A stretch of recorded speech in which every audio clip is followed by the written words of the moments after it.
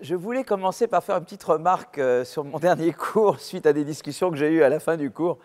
J'expliquais un peu le salaire des directeurs d'entreprise, mais effectivement, si j'avais été à la tête, enfin, Dieu me garde, mais si j'avais été à la tête de Total Energy, je pense que j'aurais quand même discuté, engagé vraiment une sérieuse, enfin, une discussion avec mes employés sur les rémunérations, quoi, voilà. Et augmentation de salaire, j'aurais pris les devants davantage, et j'aurais certainement aussi soulevé la question de la participation, quoi, voilà, de qu'est-ce que ça peut être l'actionnariat salarié, l'intéressement des salariés, et je pense que c'est un vrai débat. Et c'est vrai que chez nous, on ne le fait pas suffisamment. Moi, je me souviendrai toujours d'un... J'étais allé à une conférence et j'avais rencontré un patron suédois qui avait repris, enfin la compagnie suédoise avait repris des dockers français. Et il devait faire des restructurations et il avait réuni les employés de l'entreprise pour leur expliquer pourquoi ils devaient faire ce qu'ils devaient faire, discuter avec eux. Et il m'a raconté que les employés lui avaient dit, vous savez, ça ne nous est jamais arrivé de notre vie qu'on discute avec nous, quoi. Tu vois ? Et ça, je crois que c'est un des gros problèmes en France, c'est qu'il y a une coupure. Souvent, les grands patrons viennent des grands corps, et j'ai rien contre les grands corps, et ils pensent que c'est un autre monde, quoi. Et les employés, tu vois, alors que souvent dans d'autres pays, les directeurs sont des employés qui ont été promus et qui ont eu de la promotion interne, donc ils connaissent, quoi. Et il y a un vrai dialogue qui peut s'établir. Et je crois que chez nous, le grand problème, c'est qu'il y a ce manque de dialogue. Voilà. Et je pense que les gens, et en partie les retraites, c'est que les gens veulent partir vite parce qu'ils ne sont pas heureux au travail, parce qu'il n'y a pas une bonne atmosphère, et alors qu'on peut avoir beaucoup plus des gens en leur disant qu'ils sont formidables. D'abord, ils le sont. Et maintenant, on ne va plus me faire confiance quand je dis aux gens qui travaillent avec moi qu'ils sont super. Là, je crois que je fais une grosse gaffe, là. Mais je pense vraiment, hein, je pense vraiment. Mon nez ne s'allonge pas quand je dis que j'ai une équipe formidable. Elle est vraiment formidable. Mais plutôt en disant à quelqu'un, t'es nul, tu ne sais pas faire, etc. C'est un problème qu'on a même parmi nos politiques. Il y en a certains que je ne nommerai pas, qui sont réputés pour ne pas savoir dire à leurs collaborateurs que ce qu'ils font est bien, quoi. Et on ne peut pas devenir Premier ministre ou Président de la République si on ne sait pas faire ça. Moi, c'est mon sentiment, mais bon, voilà. Bon, je ne vais pas m'engager là-dedans, mais voilà, je vois que ça peut avoir... I'm coming from, voilà. Bon, donc j'ai parlé beaucoup du rôle des entreprises dans l'innovation, d'accord? Et puis on a vu, je vous ai fait voir surtout à l'occasion de ça, les travaux récents sur l'entrepreneuriat, sur l'effet de l'entreprise sur l'emploi, sur l'effet de l'entreprise sur les inégalités, sur le travail à la maison, le working from home, qui sont vraiment des études très récentes sur des phénomènes qui ont lieu maintenant. Et d'ailleurs, le working from home, c'est un des problèmes. Beaucoup de gens restent chez eux parce qu'ils ne sont pas heureux sur le lieu de travail, quoi. Alors, c'est bien de faire du working from home, mais on ne peut pas faire entièrement du working from home. Il faut quand même qu'il y ait des moments où tout le monde se réunit et on est un espèce de collectif, quoi. Voilà. Et enfin, tout ça, c'est intéressant. Ça peut, voilà. Donc, je vous ai un petit peu parlé de l'entreprise dans l'innovation et des recherches récentes sur l'entreprise. Évidemment, je ne peux pas être exhaustif parce qu'il y a beaucoup de travaux, mais j'ai quand même, vous avez vu quand même des choses très récentes. Je vous ai présenté des choses qui ont été présentées dans les colloques vraiment récents sur le sujet. Et maintenant, vous savez, donc je parle du triangle entreprise, État, société civile. Donc j'ai parlé des entreprises pendant les 3 premiers cours. Aujourd'hui, je vais vous parler du rôle de l'État. Et la prochaine fois, je vous parlerai de la société civile, du rôle de la société civile. Et le dernier cours, ça sera sur la Chine, l'invention chinoise. Pourquoi les Chinois innovent beaucoup plus que ce qu'on pensait? C'est quand même un mystère, voilà. Et donc, on veut comprendre mieux. Donc voilà, rôle de l'État. Alors, je vais organiser, parce que là, on a pas mal de travail aujourd'hui, et vous voyez, on a tout ça à faire, vous voyez. Donc là, donc je vais d'abord vous parler du rôle de l'État pour augmenter l'innovation d'un point de vue marge extensive. C'est-à-dire, on a un certain nombre de chercheurs, d'ingénieurs, et avec ce qu'on a, comment on peut augmenter le potentiel d'innovation. C'est ce que j'appelle la marge intensive. Et je parlerai de politique horizontale. Ce que j'appelle des politiques horizontales, c'est des politiques qui s'appliquent à tous les secteurs. Vous voyez, c'est pas, je ne cible pas plus la cimenterie ou c'est des politiques que j'appelle horizontales, d'accord? Et puis il y a les politiques qui sont verticales, qui sont plus ce qu'on appelle la politique industrielle, c'est-à-dire que je cible certains secteurs d'activité, d'accord? Donc je parlerai de ça en montrant, et à chaque fois c'est pour vous présenter des travaux récents, évidemment, hein? Voilà. Et ensuite, la deuxième partie, ça sera la marge extensive, c'est-à-dire comment faire en plus qu'il y ait davantage de personnes qui puissent innover. Mais il y a 2 marges essentielles. L'une, c'est l'immigration, et l'autre, c'est l'éducation. D'accord? Et puis, après, je parlerai du rôle de l'État pour réorienter l'innovation. C'est-à-dire pas simplement qu'il y ait plus d'innovation, mais qu'il y ait également davantage d'innovation plus verte, puisque il y a Charles Melchek en ce moment. Donc, comment on peut rendre l'innovation plus verte? Donc, je vous parlerai un petit peu. Et ce que je vous présenterai aujourd'hui, c'est vraiment... Là, il y a un rapport... Jean Pisani va remettre un rapport à Elisabeth Borne, et dans ce qu'il va remettre, il va parler beaucoup des choses dont je vous parle aujourd'hui. Voilà. OK. Donc, je vais d'abord vous parler des marges intensives de l'innovation. Alors, les politiques horizontales. Alors, les politiques horizontales, c'est des politiques... Moi, je vous avais déjà parlé du crédit impôt recherche. Et je vous avais expliqué déjà que le crédit impôt recherche, le gros problème, c'est que 40%, près de plus de 35% du crédit impôt recherche va aux plus grosses entreprises qui, elles, de toute façon, feraient la recherche que... Vous voyez, c'est essentiellement, voilà, ça finance... En gros, c'est en grande partie pour financer de la recherche qui se ferait déjà. Voilà. Et on ne donne pas assez aux PME innovantes qui, elles, bénéficieraient grandement de ce crédit impôt recherche. Donc il y a tout un débat maintenant, et vous savez, quand vous poussez une politique, vous devez revenir à la charge plusieurs fois, mais je sens que maintenant, ça commence à percoler un petit peu l'idée qu'à enveloppe constante, il faut changer l'allocation du crédit impôt recherche, voilà, et davantage vers les petits, moins vers les gros, et moins vers du inframarginal, ce que je vous avais déjà expliqué. Donc je vous ai montré ce qui n'était pas bon, mais maintenant je vais quand même vous dire, il y a des choses qui ont marché quand même, parce que Sarkozy, il avait fait un truc, c'était de déplafonner le crédit impôt recherche et de faire cette allocation un peu particulière, mais d'un autre côté, il y a eu ce qu'on appelle les LABEX, voilà. Alors, je ne vous dirai pas d'où le mot LABEX vient, parce que celui qui l'a inventé, il me l'a dit au téléphone, je ne peux vous le dire qu'en privé, ça fait un peu quelque chose. Hein. Alors, donc, en fait, les LABEX, qu'est-ce qui s'est passé? C'est qu'il y a eu ce qu'on appelle la commission du grand emprunt. Et la commission du grand emprunt, c'était pour pousser quand même beaucoup l'innovation en France.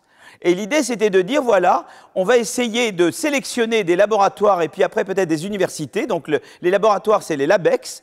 Les universités, c'était de faire des regroupements d'universités d'excellence qui s'appellent les IDEX, pour pousser, pour faire des laboratoires et ou des universités qui soient attrayants sur le plan international. Et ça, c'est vraiment, ça a été fait. Alors, moi, j'avais des copains qui étaient dans le groupe du Grand Emprunt. Moi, je ne pouvais pas y être parce que j'étais à Harvard à l'époque et je ne pouvais pas aller aux réunions et tout ça. Mais ce que je peux vous dire, c'est que mes amis qui étaient dans cette commission Rocard-Juppé du Grand Emprunt m'ont fait état de pression énorme de la part des grandes entreprises pour dire c'est nous qui devons avoir l'argent. Et là, je dois dire qu'il y a eu vraiment... l'administration Sarkozy et Rocard-Juppé ont tenu bon et ils ont dit non, cet argent va aller au laboratoire, à la recherche fondamentale, aux laboratoires d'excellence et aux universités d'excellence. Je veux dire, il y a peu de cas où les pouvoirs publics ont su résister au lobbying intense des grandes entreprises. Voilà. Donc ça, voilà. Malheureusement, c'était une époque un peu révolue.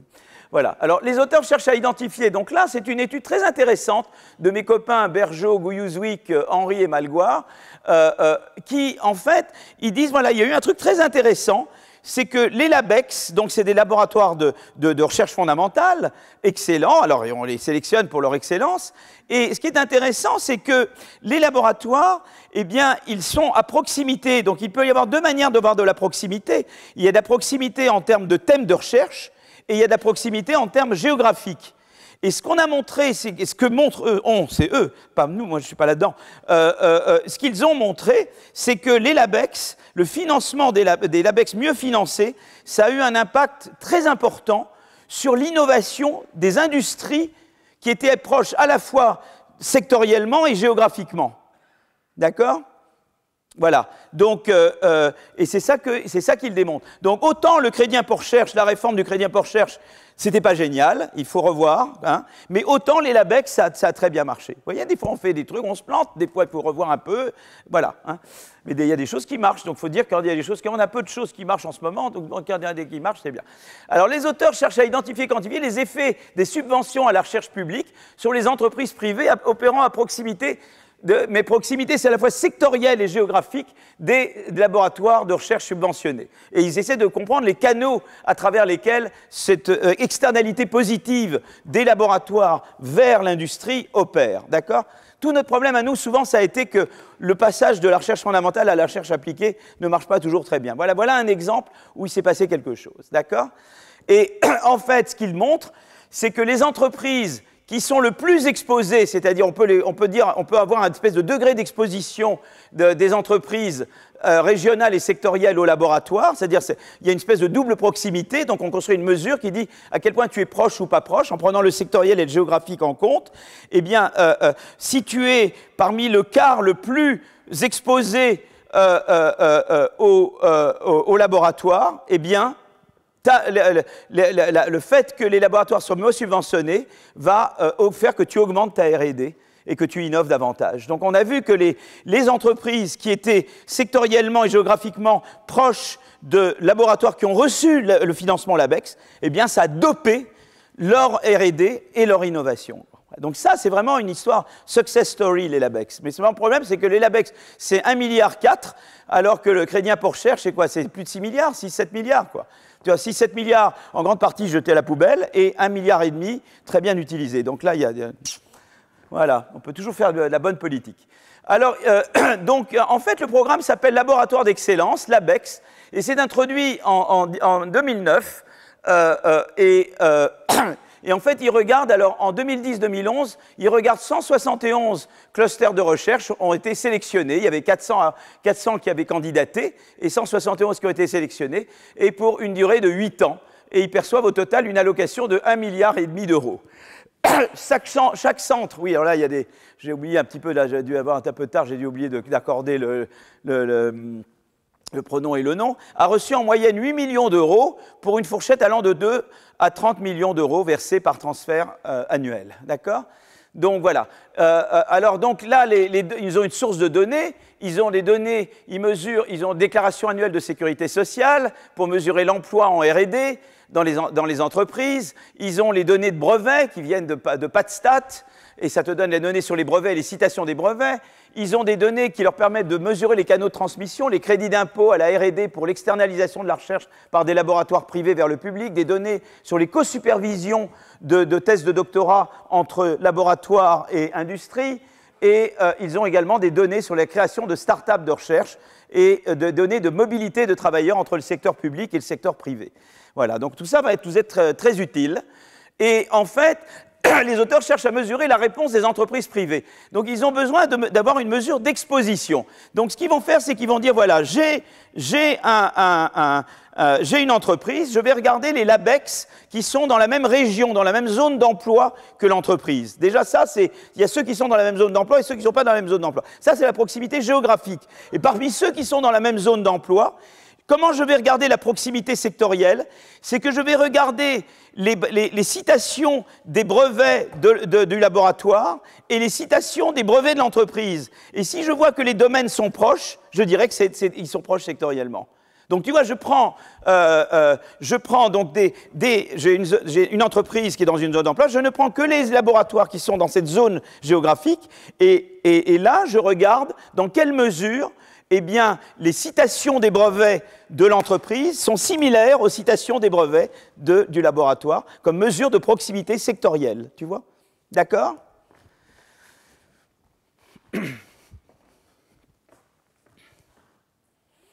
Alors, la mesure de ce... Donc voilà, dépend à la fois de la proximité scientifique et de la proximité géographique. Scientifique, les auteurs mesurent à quel point les entreprises citent les publications académiques des laboratoires publics dans leurs brevets. Sur une échelle de 0 à 1 géographique, la mesure d'exposition n'est calculée que pour les entreprises faisant partie d'une même zone d'emploi que les laboratoires. D'accord? Voilà. Donc en fait, maintenant, comment je calcule? C'est que, évidemment, dans une zone d'emploi, eh bien, je peux avoir plusieurs... j'ai une zone d'emploi, mon entreprise, elle est dans une zone d'emploi. D'accord? Donc là, j'ai la zone d'emploi, mon entreprise, elle est là. Mais j'ai un LabEx qui est là, mais je peux peut-être avoir un autre LabEx qui est là. Et je fais la somme des indices d'exposition de tous les LabEx, et ça me donne mon exposition de mon entreprise. Tu vois ce que je veux dire? Parce qu'il y a pu y avoir plusieurs LabEx qui vont m'influencer. D'accord? Pas forcément un seul. Et donc, j'agrège entre eux, et ça me fait, pour chaque entreprise, j'ai un indice d'exposition. D'accord? Voilà. Et on voit d'ailleurs, regardez les LabEx, ceux qui ont reçu les LabEx, vous voyez un petit peu? Alors évidemment, vous avez Paris, Lyon, les grandes métropoles, mais enfin vous avez quelques autres zones. Vous voyez un petit peu comment ça se passe, qui a reçu les financements LabEx. D'accord? Donc, alors maintenant, la méthode économétrique, c'est que ce que je vais faire, eh bien, la méthode économétrique, c'est que je vais en fait, j'ai un groupe de traitement et un groupe de contrôle. C'est comme en médecine, hein, d'accord? Donc, le groupe de contrôle, eh bien, c'est mes entreprises, d'accord? Qui sont touchés par, qui sont exposés à des LABEX. Et puis, le groupe de contrôle, eh bien, c'est les secteurs et zones d'emploi qui sont connectés à des laboratoires non retenus. Vous voyez, c'est des entreprises appartenant à des secteurs et zones d'emploi où là, il n'y a aucun LABEX qui a reçu des financements. Il peut y avoir des laboratoires qui travaillent dans leur domaine, il y en a toujours, mais c'est des laboratoires qui n'ont pas eu le financement LABEX, vous comprenez? Donc il y a ceux qui ont autour d'eux des laboratoires qui ont reçu le LABEX, ça c'est le groupe de traitement, et ceux qui ont autour d'eux des LABEX qui n'ont pas reçu ça c'est le groupe de contrôle, et je compare l'un à l'autre. D'accord? Qu'est-ce qui se passe dans ceux qui ont reçu, dans ceux qui ont, tu vois, qui sont exposés à des laboratoires qui ont reçu des financements LABEX, et ceux qui sont proches géographiquement et sectoriellement de gens qui n'ont rien reçu du tout. D'accord? Voilà. Eh bien, vous regardez, vous voyez, d'abord, eh bien, 5 ans après le traitement, augmentation de plus de 1% de la masse salariale. Donc, je compare l'évolution de quelqu'un, d'une entreprise dans le groupe de traitement à celui d'une entreprise dans le groupe de contrôle. Et vous voyez que, eh bien, la masse salariale en R&D augmente. J'emploie plus, j'ai une masse salariale qui augmente en R&D. D'accord? Et on peut regarder maintenant par quartile d'exposition, parce que parmi ceux qui sont dans le groupe de traitement, il y a des gens qui sont plus ou moins exposés.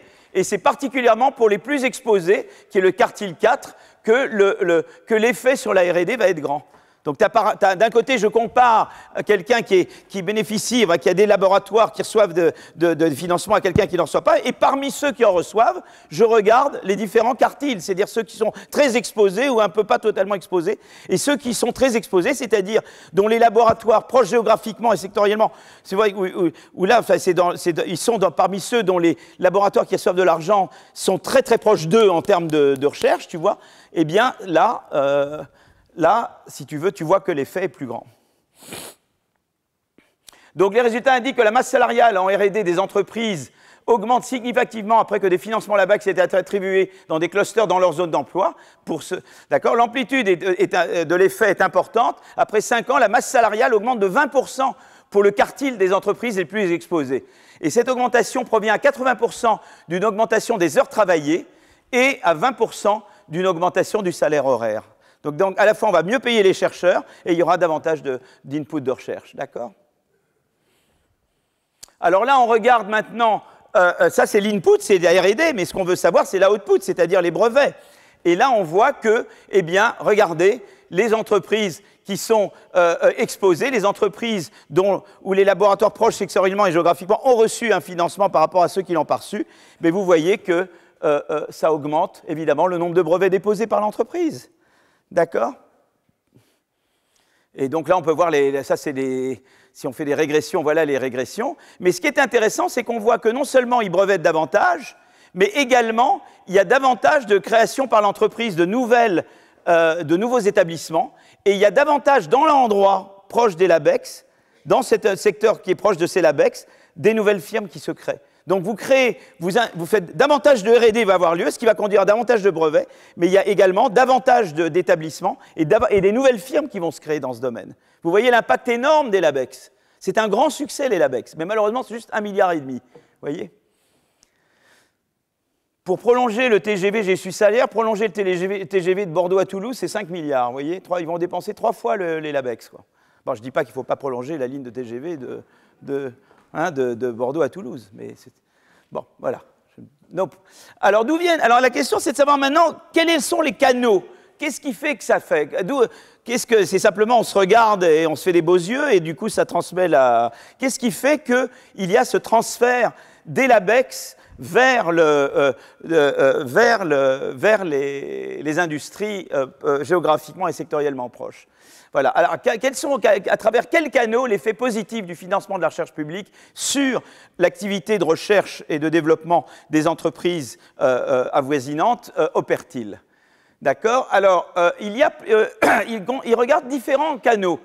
il y a d'abord un canal contractuel. C'est la co-supervision de thèse de doctorat, par exemple.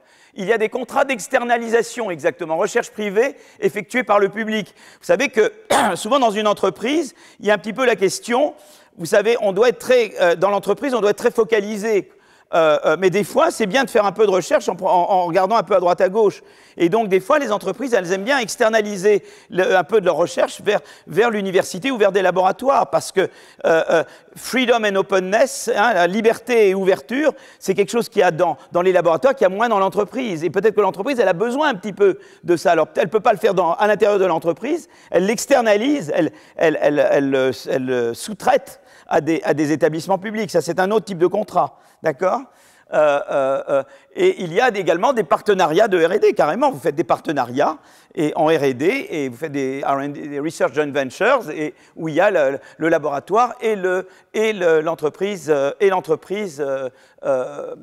privée. Alors, donc ça, c'est un premier canal qui permet d'externaliser la recherche du laboratoire vers l'entreprise. Le canal contractuel. Et donc, on voit qu'il y a plusieurs aspects du canal contractuel. Il y a un autre canal qui est la mobilité de la main-d'œuvre. On place des jeunes docteurs dans les entreprises, et puis il y a la création de start-up par des chercheurs, qui est une chose très importante. D'accord ?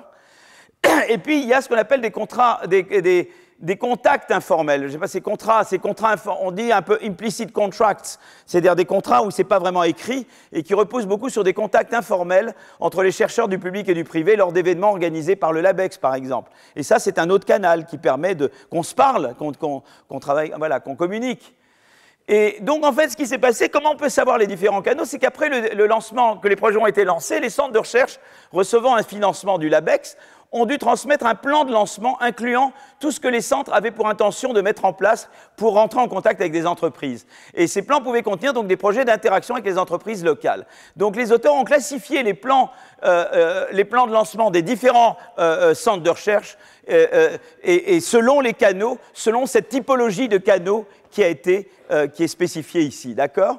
Et ce qu'il montre, c'est que, vous voyez, il montre, c'est qu'en fait, donc il y a eu, sur 400 candidats au LABEX, il y en a eu 171 qui ont été sélectionnés, et il y a eu, ce qui est très intéressant, c'est que la mention de contrat formel avec les entreprises privées a été mentionnée 128 fois, faciliter la mobilité avec le privé 89 fois, et augmenter les contacts informels seulement 53 fois. Donc il semble que les deux canaux principaux, ça a été le canal contractuel et le canal de mobilité. D'accord ?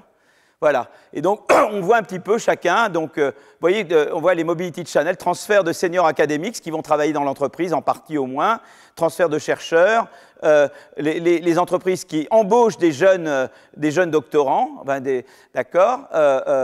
Là, ça c'est la mobility channel, et le contracting channel, c'est la co-supervision des académiques qui vont vraiment dans l'entreprise, des spin-offs, qui créent des spin-offs, ça veut dire que c'est les chercheurs qui créent des entreprises, ce qu'on appelle un spin-off. Et outsourcing, c'est les entreprises qui en fait font sous-traiter par des laboratoires une partie de leur recherche. Vous voyez un peu les canaux. Et ce qui est merveilleux, c'est qu'ils peuvent le quantifier. Donc au total, on voit que le financement des LABEX a en fait incroyablement stimulé la recherche et le développement dans les entreprises avec des résultats très tangibles en matière de production de brevets, d'accord ? Et que, en fait, les principaux canaux, ça a été les contrats. Le financement a conduit à une augmentation des co-supervisions de thèses de doctorat, une augmentation de la probabilité que des contrats soient signés avec des start-up universitaires et que les entreprises externalisent leur recherche auprès de laboratoires publics. Également, il y a le canal mobilité. Le financement a conduit à une augmentation de la probabilité que des chercheurs soient transférés du public au privé et que des jeunes docteurs soient embauchés dans le privé. Voilà. Donc, ce papier, au total, montre une causalité du financement LABEX, un effet causal du financement LABEX sur la R&D du secteur privé en France, et c'est passé donc essentiellement à la fois par la mobilité et, enfin, en tout cas de manière générale, par l'intensification des interactions entre centres de recherche publics et entreprises locales. Voilà. Donc évidemment, pour le rôle des politiques publiques, le LabEx a été très efficace par rapport au crédit impôt recherche. Donc voilà, ça ne veut pas dire qu'il faut que le LabEx remplace le crédit impôt recherche, mais que c'est toujours important d'avoir de l'évaluation. On fait beaucoup de lois en France, on ne les évalue pas. C'est intéressant, on fait très peu. On passe le temps à faire des nouvelles lois sans avoir évalué la précédente. C'est un gros problème qu'on a chez nous. Voilà. Très bien. Alors là, voilà ce que je voulais vous dire. Voilà un exemple de politique horizontale. Parce que là, vous voyez, il n'y avait pas un secteur en particulier. Le LabEx, c'est une politique horizontale. Ça concerne tous les secteurs a priori. Voilà une success story horizontale. Maintenant, je vais vous parler d'une politique verticale. Alors, je reviens à mon dada des DARPA. Mais vous savez, sur les DARPA, moi j'en parlais hier encore, j'étais ici, cette table ronde, et quelqu'un m'a dit, mais ça fait 15 ans que vous en parlez, personne ne vous écoute. C'est vrai, vous avez raison. Mais il faut continuer, il ne faut pas perdre. Oh, c'est toujours ça les politiques. Je dis, oui, bien sûr, bien entendu, bien entendu, bien entendu, et puis rien ne change. Mais enfin, ce n'est pas vrai, des fois il y a des choses qui changent, mais il faut être très, très patient, très, très patient. Voilà. Alors les DARPA, il y a eu, donc ça c'est beaucoup de... celui qui m'a vraiment mis là-dedans, c'est Pierre Azoulay, qui est un collègue qui est maintenant au MIT Sloan. Et c'est vraiment lui, enfin, il était vraiment un de ceux qui a commencé le premier, comme économiste, à s'intéresser aux DARPA. Voilà. Donc les ARPA, les Advanced Research Project Agency. Alors DARPA, c'est Defense Advanced Research Project Agency. Mais ce n'est pas juste la DARPA, c'est les ARPA. Donc on va parler un peu du modèle des DARPA.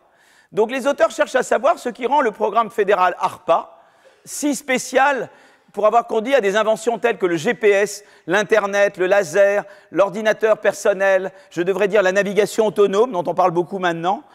Tout ça, c'était directement ou indirectement une conséquence de la DARPA.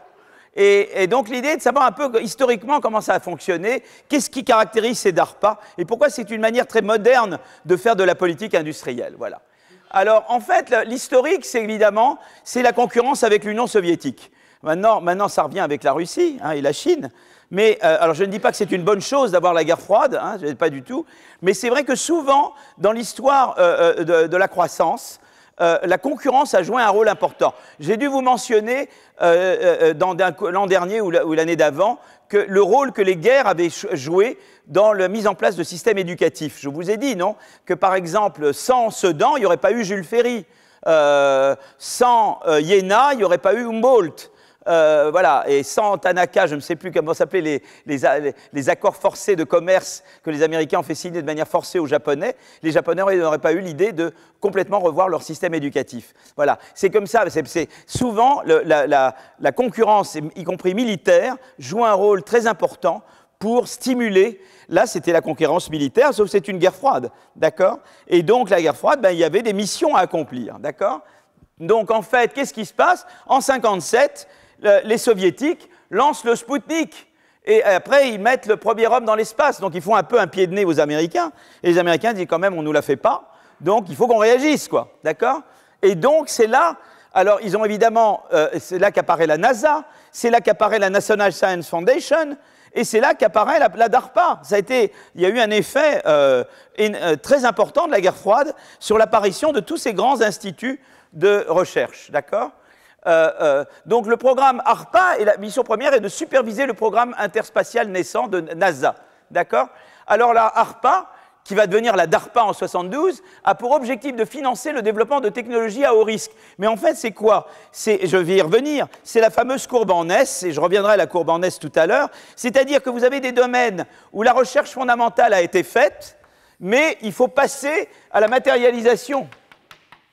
Et le problème, c'est que pour passer de là à là, il faut coordonner des acteurs et des moyens très importants. Et on ne peut pas le faire. Donc il faut que l'État intervienne quelque part. Voilà un exemple typique. On ne peut pas dire, c'est simplement, je sais que j'ai des amis libéraux, ils viennent et vous disent, l'État, ça ne sert à rien, à part d'avoir quelques policiers dans la rue, qui sont très utiles. Mais je veux dire, law and order, ce n'est pas juste law and order, l'État. C'est que si vous n'avez pas l'État, vous ne résolvez pas ce problème de coordination. C'est fondamental. D'accord? Donc, il faut coordonner des moyens et des ressources pour atteindre une mission précise. Et la mission précise, c'est dans 2 ans, on ne veut pas que les Russes nous fassent des pieds de nez pendant plus qu'1 an ou 2, quoi. Dans 2 ans, on y arrive.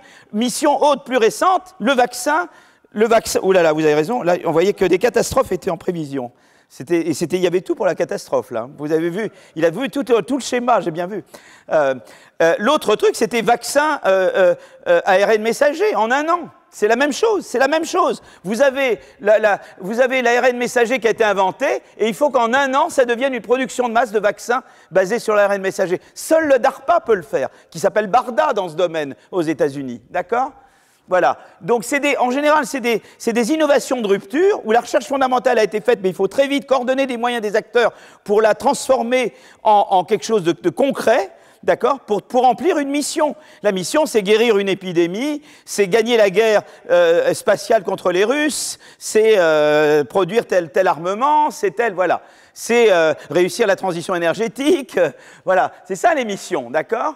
Et donc, c'est des innovations de rupture qui nécessitent beaucoup de moyens et de coordination, et voilà, et avec beaucoup d'incertitudes et de risques au départ, qu'aucun agent privé ne voudra prendre par lui-même.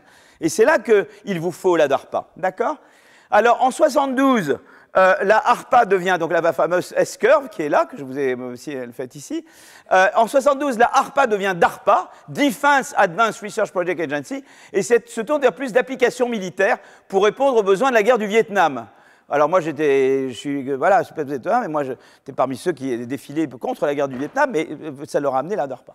Alors, au cours des décennies suivantes, la guerre du Vietnam, la DARPA se concentre plutôt sur la compétitivité industrielle américaine et les technologies ayant à la fois une utilité militaire et civile, d'accord?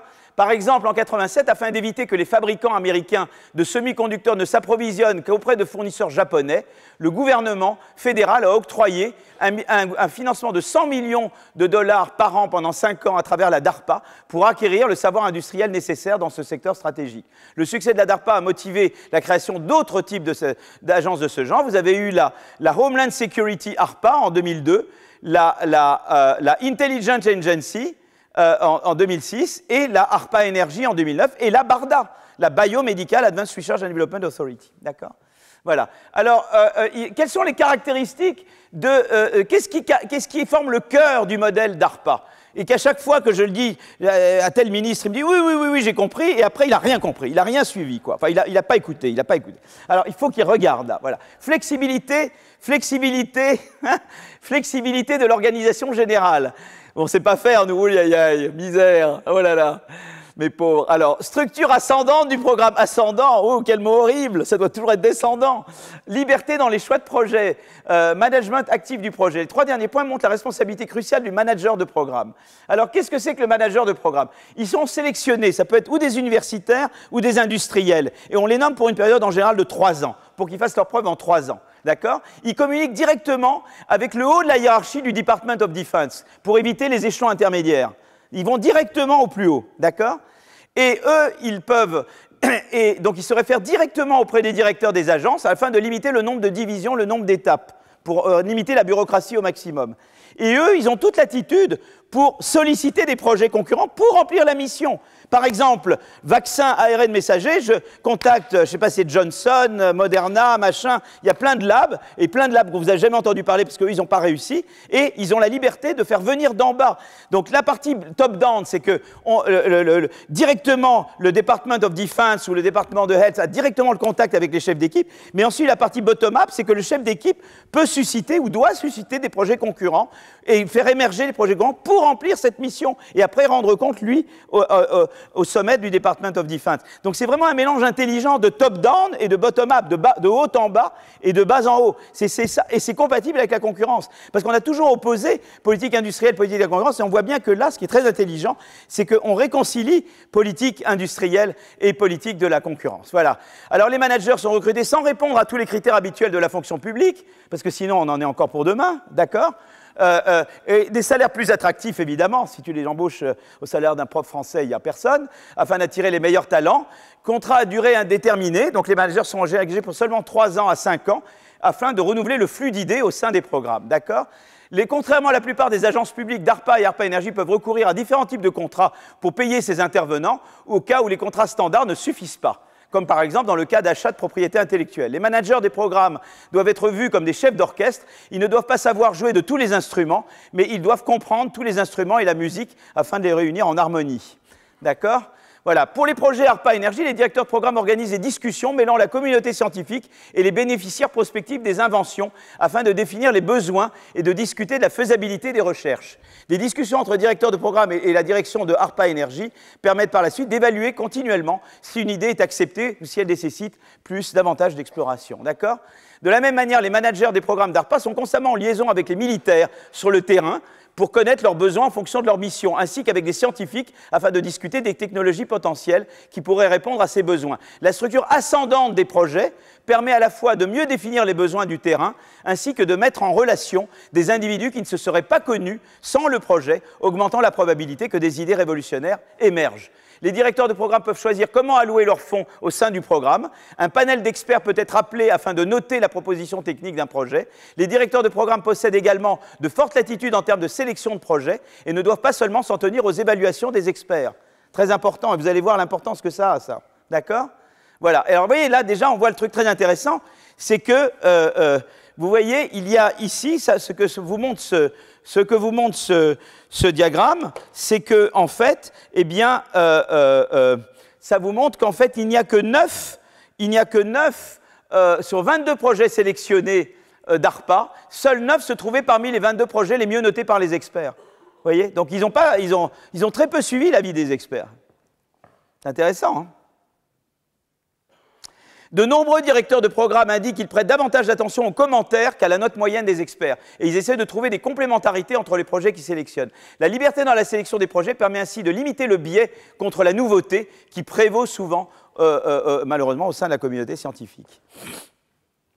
Contrairement au fonctionnement du HHMI, vous vous souvenez, je vous ai parlé du Howard Hughes Medical Investigator. Je veux dire qu'ils ont parié sur des gens pour longtemps. Les chercheurs ici ont très peu de liberté concernant leur sujet de recherche, parce que les sujets sont établis après concertation par le directeur du programme lorsqu'il crée le programme et choisit les sujets qu'il finance. Évidemment, là, ce n'est pas du tout un truc de recherche ouverte, parce que là, la recherche fondamentale, elle a été faite, et il y a la mission à remplir. Donc, je ne peux pas dire, moi, je vais faire n'importe quoi. Non, je dois m'inscrire dans la mission.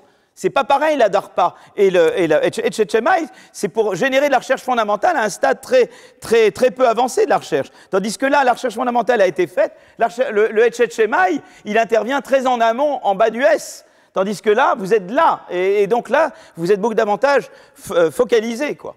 Donc, on n'est pas du tout dans le schéma HHMI.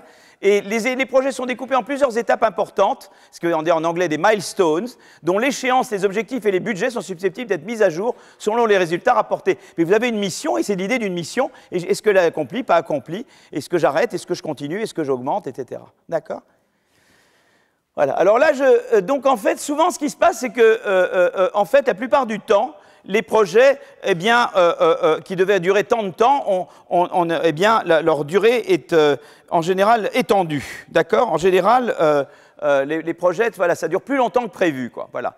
Et donc, si on étendait jamais un projet, ça serait 0. Alors ça, c'est des projets qui sont stoppés avant, prématurément, mais en général, les projets sont continués, au moins un petit peu, quoi. Voilà. Donc, plus que 50%, la probabilité est plus que 1,5 que les budgets et les échéances soient étendus. Donc ça c'est la durée du projet. Elle est toujours, vous voyez, c'est davantage. Ça c'est la distribution. Vous voyez que vous êtes en moyenne davantage à la droite de 0, et là aussi vous êtes en moyenne davantage à la droite de 0. C'est-à-dire qu'il y a plus de chances que ça soit prolongé que raccourci, quoi, que écourté, d'accord, et que le budget soit augmenté plutôt que réduit. Mais il y a des cas où c'est réduit et où c'est stoppé. Donc ils savent stopper des projets, ces gens-là, d'accord. Voilà. Quand c'est très mauvais, on arrête, quoi. Ça, c'est formidable, parce qu'en général, c'est des choses qu'on ne sait pas bien faire en politique industrielle. Quand on démarre des usines à gaz, on ne sait pas les arrêter. Eux, ils sont assez bons pour stopper des projets qui ne marchent pas. Voilà. Alors ici, vous voyez, on regarde un peu les projets d'ARPABLE. Il faut que vous ayez une courbe en S. Il faut qu'il y ait des frictions sur le marché pour les idées et la technologie. Ça, c'est la coordination entre les agents et les moyens. Et il faut que vous ayez une mission. Et c'est à l'intersection des trois que vous avez l'ARPA. D'accord ? Alors, le modèle ARPA est adapté pour la recherche effectuée avec en tête une utilité finale pratique, une mission, et non pas pour la recherche fondamentale trop en amont, c'est ce que je vous disais tout à l'heure. Le modèle est idéal pour les domaines techniques où résident des courbes en S naissantes. La technologie existe de base, mais elle est relativement inexplorée, et il y a un grand potentiel d'amélioration. C'est pour ça qu'il faut coordonner les moyens et des acteurs, c'est pour l'expérimenter et pour la rendre opérationnelle. La ARPA est appropriée également quand il y a des frictions au cours des phases de développement, démonstration et déploiement à court d'échelle. Par exemple, une nouvelle technologie énergétique sans claire voie de commercialisation. Et c'est vraiment typiquement là que la ARPA est très importante. Donc si vous voyez, on classifie, si on fait un tableau, vous voyez, en termes de générer de nouvelles idées, c'est l'investigateur qui initie ou c'est la mission qui inspire. Ça, c'est le chercheur qui a l'idée ou c'est une mission. Ben, la ARPA, elle rentre du côté mission. Et en termes d'exécution de projet, où c'est totalement à la liberté de l'investigateur, ou c'est dans le cadre d'un programme, et la ARPA, c'est dans le cadre d'un programme. Donc la DARPA, si je fais un tableau là, alors que le HHMI, c'est le contraire. C'est l'investigateur qui initie, et il a toute liberté. On parie sur lui, quoi. Donc lui, évidemment, il est à l'autre bout, le HHMI, par rapport au ARPA d'ARPA. D'accord ? Voilà un petit peu la base du ARPA-DARPA. Alors le ARPA-DARPA, ça a été très bien, mais ce qui s'est passé, c'est que en domaine de défense, il y a eu des améliorations récentes. C'était peut-être un peu trop centralisé quand même. Et l'idée, c'était de dire qu'il y avait peut-être un peu trop de top-down et pas assez de bottom-up. Donc il y a eu du fine-tuning. Enfin, ils partaient déjà d'une très bonne base. Hein. Moi, j'aimerais bien qu'on parte de là où ils étaient. Hein. Donc, et donc, ce que va faire, ce que John Van Drienen, mon collègue de LSI et de ses collègues ont fait, c'est de dire, ben voilà, je vais analyser une expérience naturelle de création d'un programme plus ouvert pour la recherche militaire aux États-Unis. D'accord ? Et alors, donc c'est la réforme donc c'est un programme, c'est la US Air Force qui a SBIR. Alors SBIR, je ne sais plus ce que c'est les initiales de quoi c'est SBIR, mais enfin bon, ça voilà, on va voir après. Voilà, on l'a ici. Alors la US Air Force fait face à une baisse. Alors le gros problème, c'est qu'on va le voir tout à l'heure. En fait, on voit qu'au cours du temps, la US Air Force fait face à une baisse de son activité d'innovation.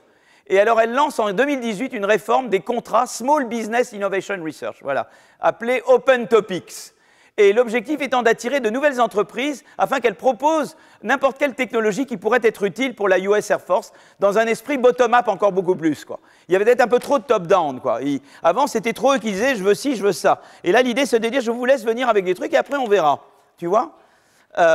En utilisant cette réforme, les auteurs, en prenant, donc ils vont regarder l'avant et l'après, hein, et ils vont regarder ceux qui ont été éligibles, ceux qui ont obtenu la possibilité de développer le Open Programme, qui ont été sélectionnés dans les prix de Open Programme par rapport à des gens aussi bons qui n'ont pas été sélectionnés, et ils vont essayer de regarder si cette approche plus ouverte et moins centralisée, eh bien, vous donne un regain de productivité de la recherche et développement dans le domaine de la USR, d'accord ? Alors cette figure est très intéressante. Je vais boire un petit peu d'eau.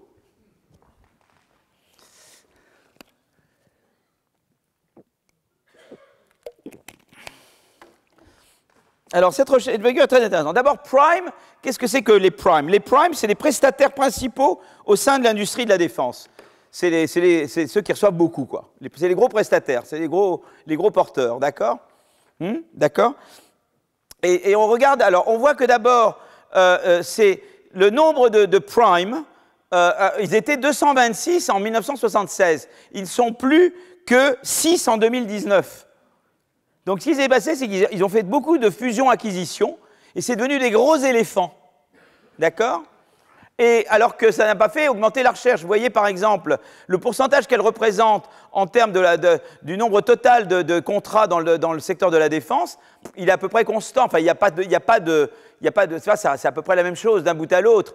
Pareil pour en dollars, là je pense que c'est contracts. En dollars, c'est pareil, c'est un montant à peu près constant. C'est-à-dire qu'il représente en total la même masse. En termes de pourcentage de contrats, disons de nombre de contrats de défense ou de montant d'argent sur les contrats de défense, mais au lieu d'être 226, ils deviennent 6.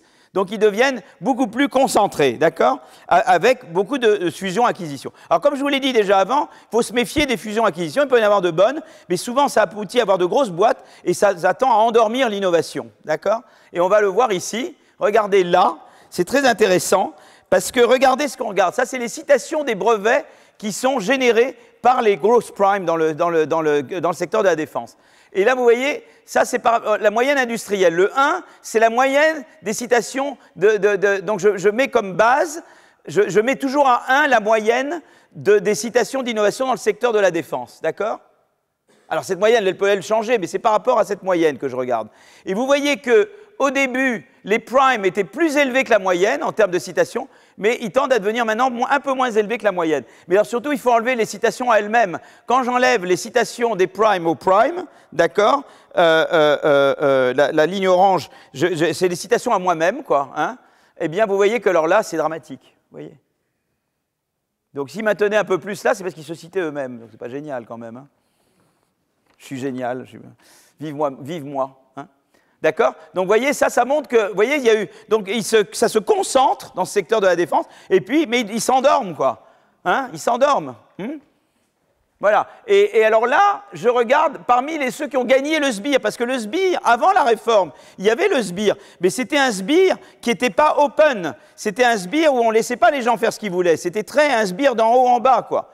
Et même parmi ceux qui ont gagné le sbire, vous voyez que par rapport au 1, si on enlève les autocitations, eh bien, vous voyez qu'on était au-dessus de la moyenne de l'industrie avant, et on est au-dessous de la moyenne, même si je me restreins à ceux qui sont des lauréats du sbire conventionnel, du sbire avant la réforme de 2018. Alors maintenant, je vais dire, bon, vous voyez, le paysage n'est pas terrible, on va faire la réforme de 2018 et on va voir si ça donne quelque chose. Et ce qui est sympa, c'est que voilà encore une réforme qui a marché. D'accord?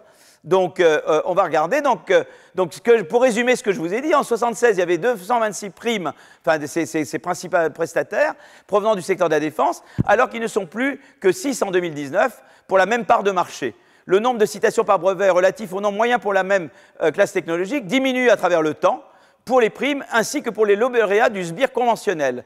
Les primes dans le secteur de la défense sont passées de 20% plus innovants que la moyenne en 1976 à de 10 à 40% moins innovants qu'en 2019, selon qu'on compte les self-citations ou pas. D'accord? Donc voilà le paysage. Donc réforme. Alors, on regarde et on va dire, voilà, eh bien, en 2018, il va y avoir cette source, ce programme Sbire Open, d'accord? Alors, ils ont des sources de données, différentes sources, hein, ils ont des informations sur les opérations de financement privé, les informations sur les brevets, citations, ils ont l'information sur les contrats de la US Air Force, d'accord, et notamment sur les contrats hausse que celles des sbires pour la US Air Force, et ils ont des renseignements sur les lauréats du sbire, d'accord? Donc voilà, alors les auteurs exploitent une discontinuité dans l'attribution du prix sbire, puisqu'il va y avoir le sbire open. Mais la discontinuité qu'ils vont regarder, c'est qu'il va dire il y a une note qui est obtenue, et en fonction de la note, j'obtiens le sbire open, mais je compare la boîte qui obtient le sbire open à une boîte qui a quasiment la même note, mais qui n'a pas passé la barre. C'est comme le numerus clausus en médecine, hein, d'accord? Tu as passé juste au-dessus, et je te compare à celui qui n'a pas eu le numerus clausus, mais qui est juste en dessous de toi, tu vois? Comme ça, il n'y a pas d'effet de sélection. Vous êtes aussi bon carrément. Mais l'un a passé le numerus clausus et l'autre, pas de chance, il est juste en dessous du numerus clausus. C'est la même chose, d'accord? Alors, on va voir là qu'est-ce que ça change d'avoir été un lauréat par rapport à pas lauréat pour différentes choses. Par exemple, recevoir un financement par capital risque, par venture capitaliste, l'obtention d'un contrat qui n'est pas un contrat sbire, le dépôt d'un brevet, l'obtention d'un contrat sbire. Et on voit d'abord que ce qui est intéressant, c'est que, d'abord, ce que je peux vous montrer, c'est que, eh bien, dans ce que vous voyez là, ça, c'est les entreprises qui postulent. En termes de celles qui postulent, vous voyez qu'il y a d'abord beaucoup plus d'entreprises. Vous voyez, donc ça, c'est le nombre. Alors, on voit d'abord que les entreprises qui postulent à Open sont, en général, plus jeunes que les entreprises qui postulent à un conventionnel. Elles sont également plus petites. D'accord? Vous voyez? Ça, c'est intéressant. Voilà et également beaucoup plus nombreuses. Vous voyez, dans chaque voilà le nombre qui postulent par rapport à celles qui postulent au sbire conventionnel. D'accord? Alors donc voilà, donc ça je résume. Les entreprises qui postulent à des projets de type Open sont en moyenne plus jeunes, plus petites, plus nombreuses, financées plus souvent par des venture capitalistes, moins détentrices de brevets, moins détentrices de contrats passés avec l'US Air Force. Ces projets attirent un nombre bien plus important d'entreprises par projet. Ça, c'est ceux qui postulent. Et maintenant, on va voir l'effet de l'obtenir. D'accord? Donc maintenant, je regarde. D'abord, en fait, l'accès, je regarde. l'accès au venture capital, vous voyez, donc là, à chaque fois, je regarde, je compare une entreprise à quelqu'un qui n'a pas obtenu le financement, d'accord? Mais vous voyez que si vous avez obtenu un truc open, eh bien, ça va augmenter beaucoup votre probabilité d'obtenir du venture capital, d'accord? Et alors que pas si vous avez un truc conventionnel. Donc ça va attirer beaucoup plus de venture capital, le open. C'est intéressant quand même, parce qu'on veut mobiliser du financement privé, évidemment. Tu sais, toujours, il y a l'idée d'un effet multiplicateur. Le financement public ne marche bien que s'il a un effet multiplicateur et qu'il attire des financements privés qui poussent à l'innovation. D'accord? Deuxième chose, être lauréat du SBIR Open, eh bien, ça augmente significativement la probabilité d'évoluer au-delà du SBIR pour obtenir un contrat non SBIR. Eh bien, voilà ce qui se passe. Tandis que pas du tout quand vous êtes quelqu'un qui obtenait un SBIR conventionnel comparé à quelqu'un qui a juste raté le SBIR conventionnel.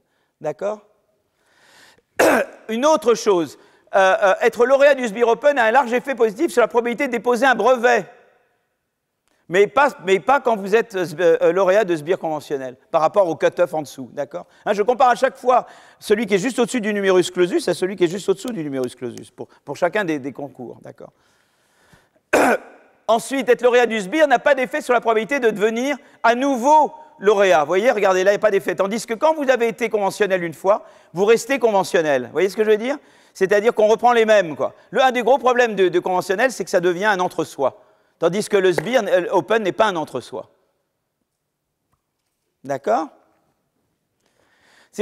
Alors maintenant, on peut penser, est-ce que c'est le fait que c'est un effet de sélection? Ben, en principe, non, puisqu'à chaque fois, j'ai comparé des entreprises juste au-dessus du numerus clausus à des entreprises juste au-dessous. Donc, normalement, j'ai purgé pour les effets de sélection, d'accord? Et en fait, les auteurs montrent que l'effet, effectivement, de sélection est négligeable, mais en fait, c'est les natures bottom-up, c'est-à-dire que le open, ça a sélectionné des idées qu'il n'y avait pas avant. Et ces idées, tout d'un coup, les venture capitalistes se disent « Ah, mais c'est intéressant, c'est une nouvelle idée, j'y vais, quoi !» Tu vois? Tandis que les autres, ils remuent la même chose. C'est comme les débats sur les chaînes d'information continue sur certains sujets, où quand tu peux partir 2 semaines en vacances, tu ouvres à nouveau la chaîne d'information continue et tu entends les mêmes bêtises par les mêmes personnes, d'accord? Là, c'est au contraire du nouveau qui vient, tu vois? Voilà. Les auteurs, alors donc en total, les auteurs ont montré l'efficacité d'un modèle de R&D, tu vois, montrer que voilà, que tu peux en fait, quand tu introduis ce SBIR Open un peu plus de bottom-up, eh ben, tu génères beaucoup plus de capital risque, beaucoup plus de nouveaux brevets, et que ça a beaucoup moins tendance à être biaisé, et que c'est un truc qui laisse la place pour d'autres à l'avenir d'obtenir et que ça te permet aussi de recevoir, ça a une valeur vraiment pour le Department of Defense dans son ensemble, puisque ça te fait connaître tu peux avoir des contrats qui sont non SBIR au sein du département de la Défense plus tard. Voilà. D'accord? Le format SBIR conventionnel, c'est sujet à des effets de verrouillage, puisque être lauréat d'un SBIR conventionnel augmente drastiquement la probabilité de redevenir lauréat à nouveau dans le futur. Donc ça illustre la capture du système par des entreprises qualifiées de SBIR Mills, d'accord, de moulins SBIR, je pense. Les auteurs ont pu montrer, là le pu n'est pas dedans, qu'il s'agit bien de la nature libre et bottom-up des sujets open qui ont permis aux entreprises de venir avec de meilleures idées et que ces systèmes pourraient insuffler du renouveau dans le fonctionnement de la R&D dans le secteur de la défense. Et que c'est donc une très bonne chose. Vous voyez toujours ce lien entre le bottom-up et le top-down. Il faut toujours avoir ça. Il faut toujours avoir l'idée, c'est bien d'avoir du top-down, mais il faut laisser la créativité. C'est bien d'avoir top-down, mais la concurrence, c'est important. Et il faut toujours tenir les deux bouts. Il ne faut jamais aller complètement dans un bottom-up absolu qui tuerait la concurrence et qui tuerait le bottom-up.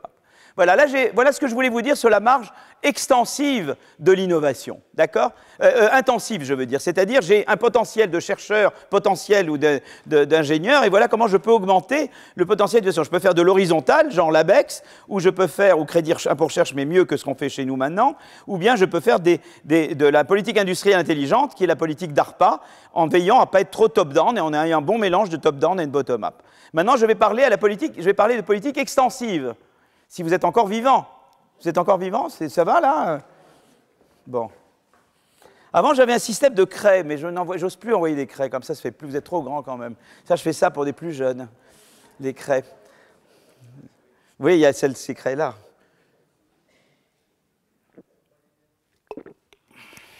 Voilà. Alors maintenant, les marges extensives. Alors, je voudrais vous parler d'un premier sujet, qui est le sujet des politiques d'immigration. Alors, je sais que c'est un sujet très délicat, mais c'est important de garder à l'esprit. Voilà. Donc là, je voudrais présenter différentes contributions à la recherche académique qui mettent en avant le caractère bénéfique que peut avoir une politique intelligente d'immigration, voilà, qui soit une politique tournée d'immigration, à mon avis, choisie en partie, certainement, et d'immigration avec insertion, quoi, en tout cas, vous voyez. Voilà. Donc, je vais vous montrer certaines figures. Alors, la première figure que je vous montre, c'est que vous avez ici les flux de brevets aux États-Unis au cours du temps. Alors évidemment, ça compte pas. Je ne sais pas comment ça arrive à 1920. Ça doit être un truc c'est une troncation. C'est que on n'a pas. Alors ça, c'est des données d'évolution de brevets. Oubliez cette partie-là. Ce qui est intéressant, c'est qu'historiquement, vous avez. Ça, c'est le flux d'immigrants. Vous voyez comment c'est pas si différent, la courbe verte ici et la courbe noire là. Hein? C'est quand même pas assez intéressant.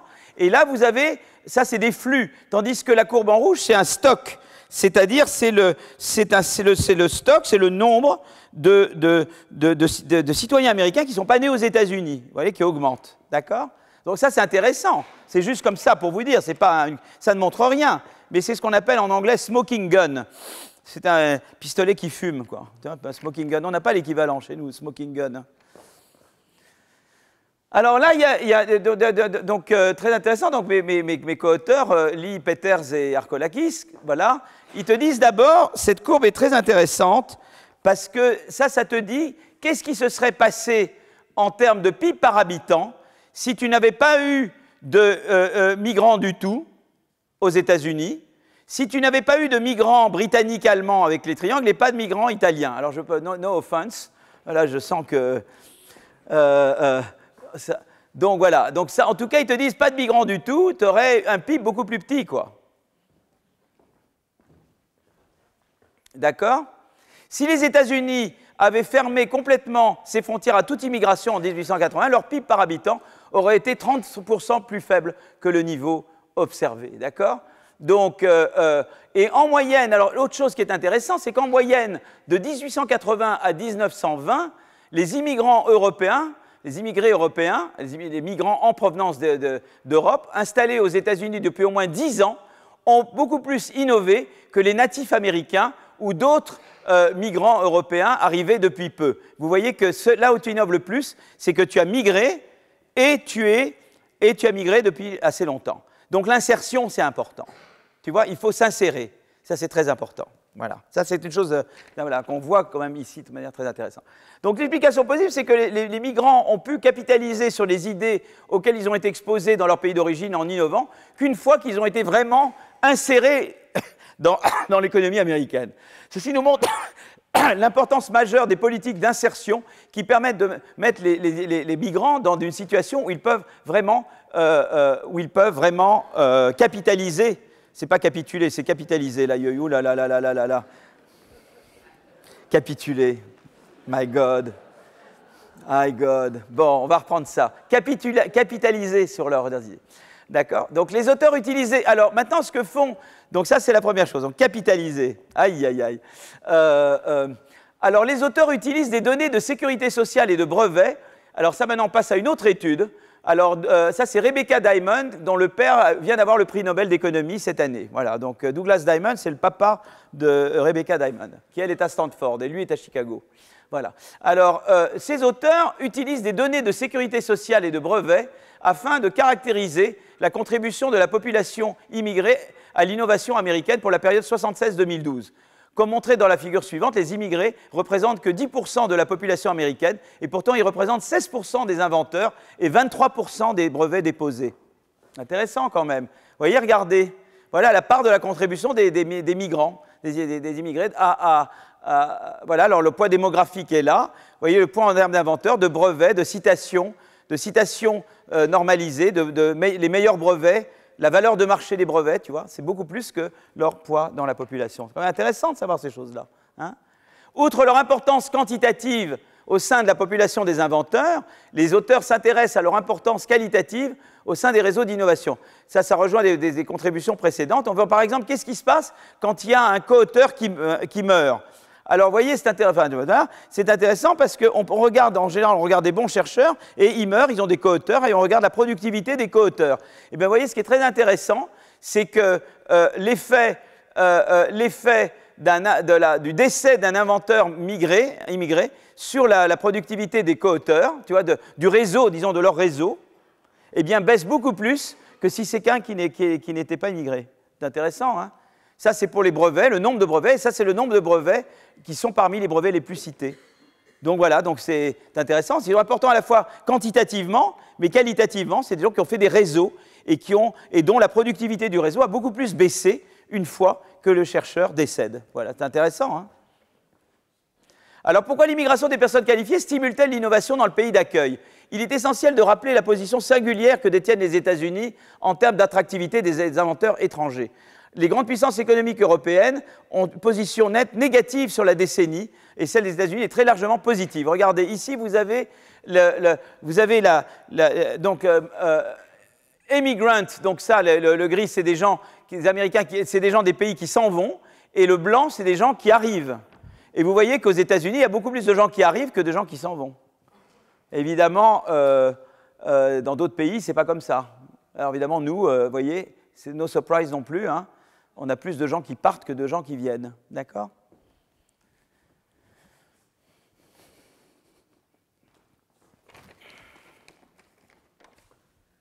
Alors, une part grandissante des brevets américains est associée à des ethnies autres que caucasiennes, principalement chinoises et indiennes. Intéressant, ça, voilà, en fait. Pourquoi l'immigration stimule-t-elle l'innovation? Un premier élément de réponse réside dans l'éducation. Entre 1995 et 2008, l'immigration a représenté 29% de l'augmentation de la population active diplômée du supérieur. Vous voyez? Et ça se voit là, Students Enrolled, et vous voyez un peu le PhD Awarded, et tu vois vraiment le poids. Et c'est surtout des gens qui sont diplômés dans les sciences, technologies, ingénierie et maths. Et tu vois la part des Chinois, des Indiens, des Japonais, etc. Tu vois la part de, tu vois, là, tu vois les US et tu vois les foreign et tu vois l'augmentation US, ça n'augmente pas énormément, mais tu vois que l'essentiel vient du fait que tu as des diplômés venant de l'extérieur. D'accord?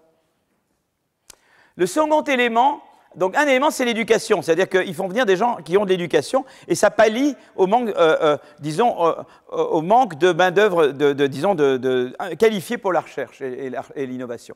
Le second élément de réponse réside dans la notion de motivation intrinsèque.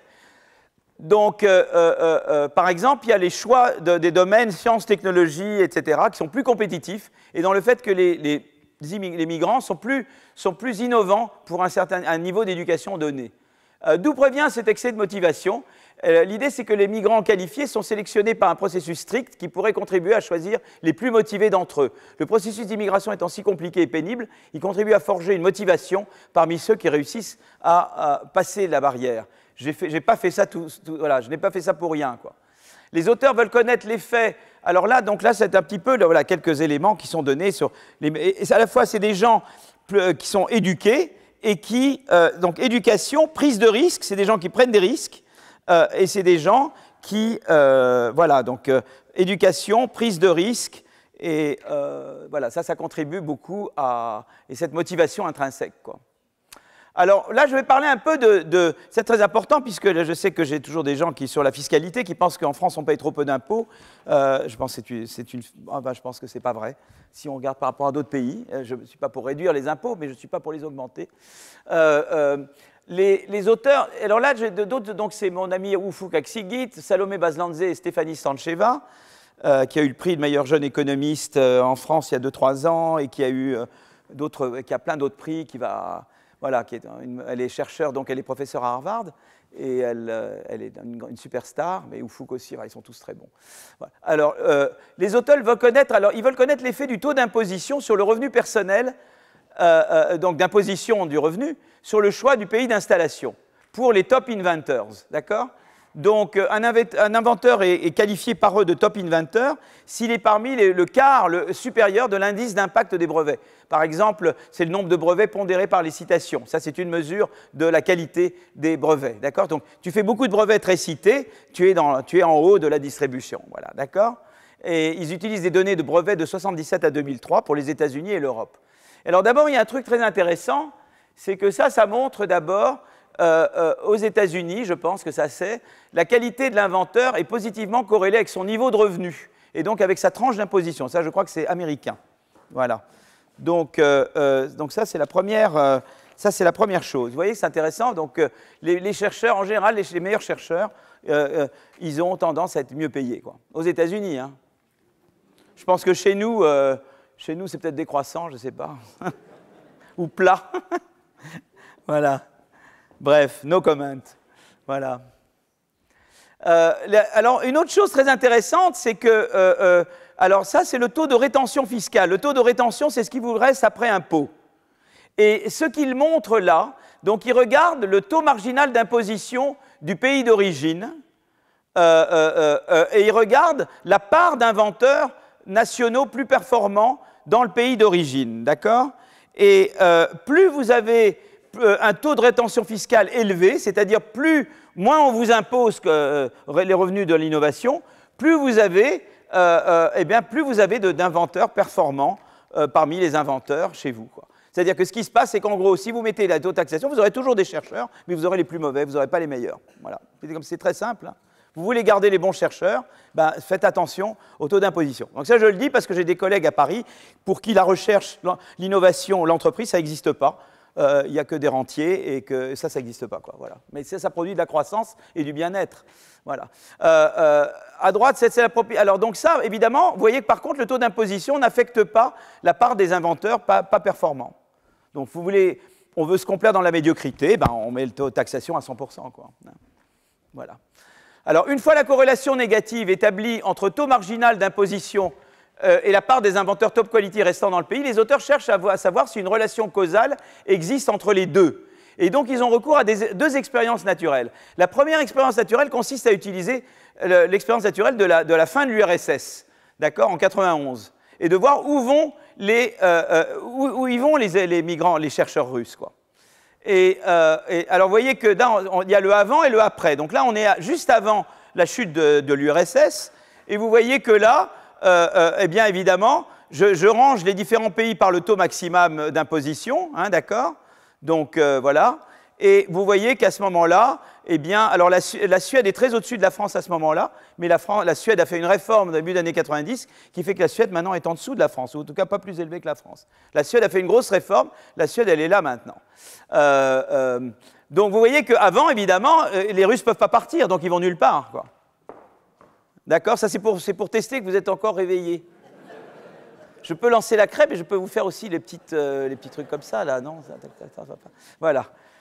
D'accord? Là, il n'y a personne ne quitte, donc ça ne change rien. On a tous 0 Russes, d'accord? Bon.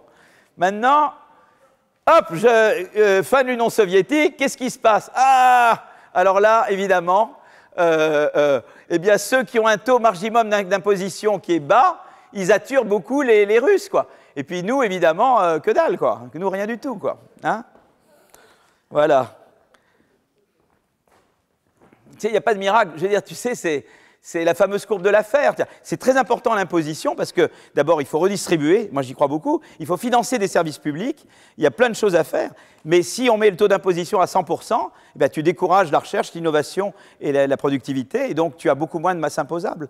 C'était le grand truc que les Suédois ont compris. Quand les Suédois ont fait leur réforme fiscale dans les années 90, ils ont réduit, ils avaient des taux maximum de taxation proches de 100%. Ils ont mis des taux maximum raisonnables. Et la masse, les revenus fiscal suédois a augmenté parce que, évidemment, les gens ont plus travaillé. Au lieu d'aller juste... Alors, les musées, c'est passionnant, mais au lieu d'aller juste dans les musées ou de rester chez eux et de faire du jardinage, ils ont travaillé davantage, ont fait davantage, et du coup, le produit suédois a augmenté, et donc le revenu fiscal a augmenté, et donc on peut financer des services sociaux, on peut financer plein de choses. Alors, les inventeurs russes ont choisi d'émigrer en priorité vers des pays avec des taux d'imposition maximaux sur les revenus les plus faibles. Eh bien, évidemment, c'est plus le pays... une baisse de... Alors, donc, choisir d'émigrer vers des pays ayant des taux d'imposition plus faibles, c'est ça. Une baisse de ce taux pourrait-elle entraîner un afflux d'inventeurs étrangers? Alors là, c'est une autre expérience naturelle, c'est Reagan. Reagan prend conscience qu'il y a un problème, que les États-Unis sont en retard sur d'autres pays, et il décide, alors moi je ne suis pas là reaganien, hein, je ne suis pas du tout pro-Reagan, mais ils explorent les effets, donc en fait ils disent, voilà, ce qui se passe, c'est que,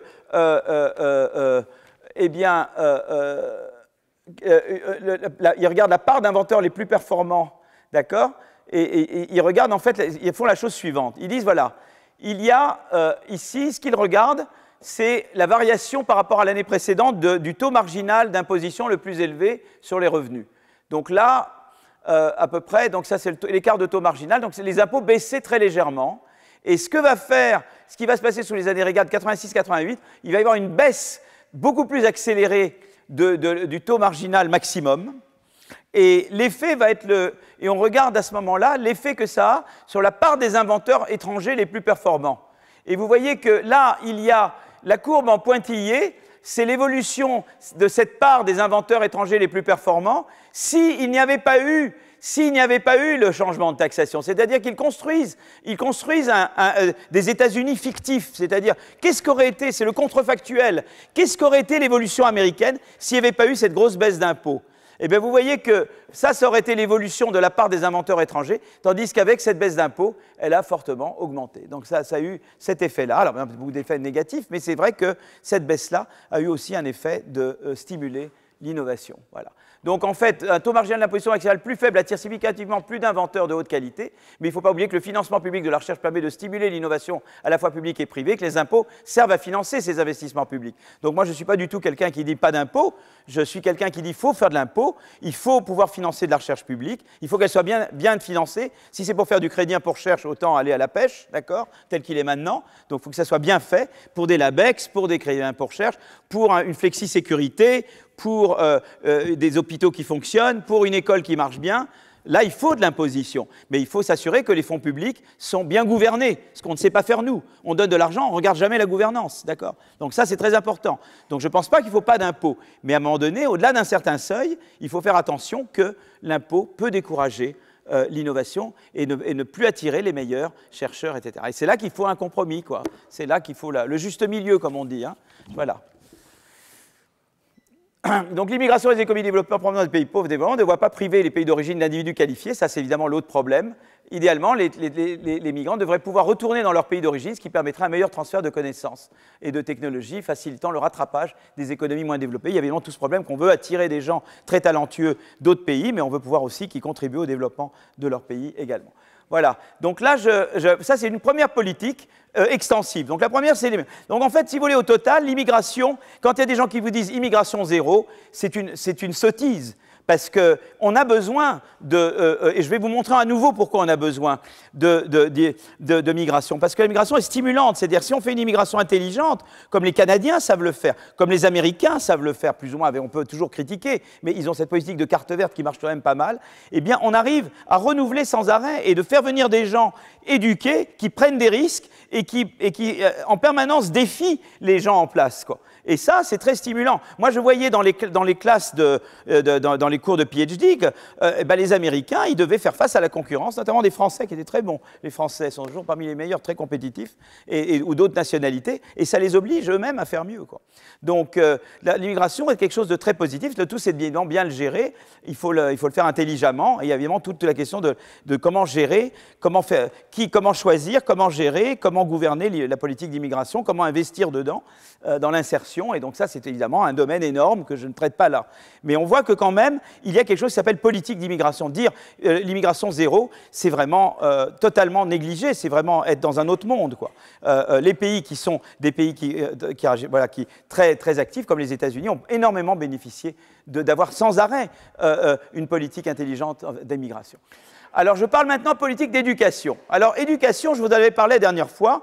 Je vous avais dit, je regarde le lien entre le revenu des parents et la probabilité d'inventer, et je vois que, oui, que la probabilité d'inventer est beaucoup plus grande quand j'ai des parents qui ont des revenus très élevés. Ça, c'est vrai sur données américaines récentes, données américaines historiques et données même finlandaises. Et je vous avais dit, mais j'étais surpris pour la Finlande, puisqu'en Finlande, l'éducation est de très bonne qualité et gratuite.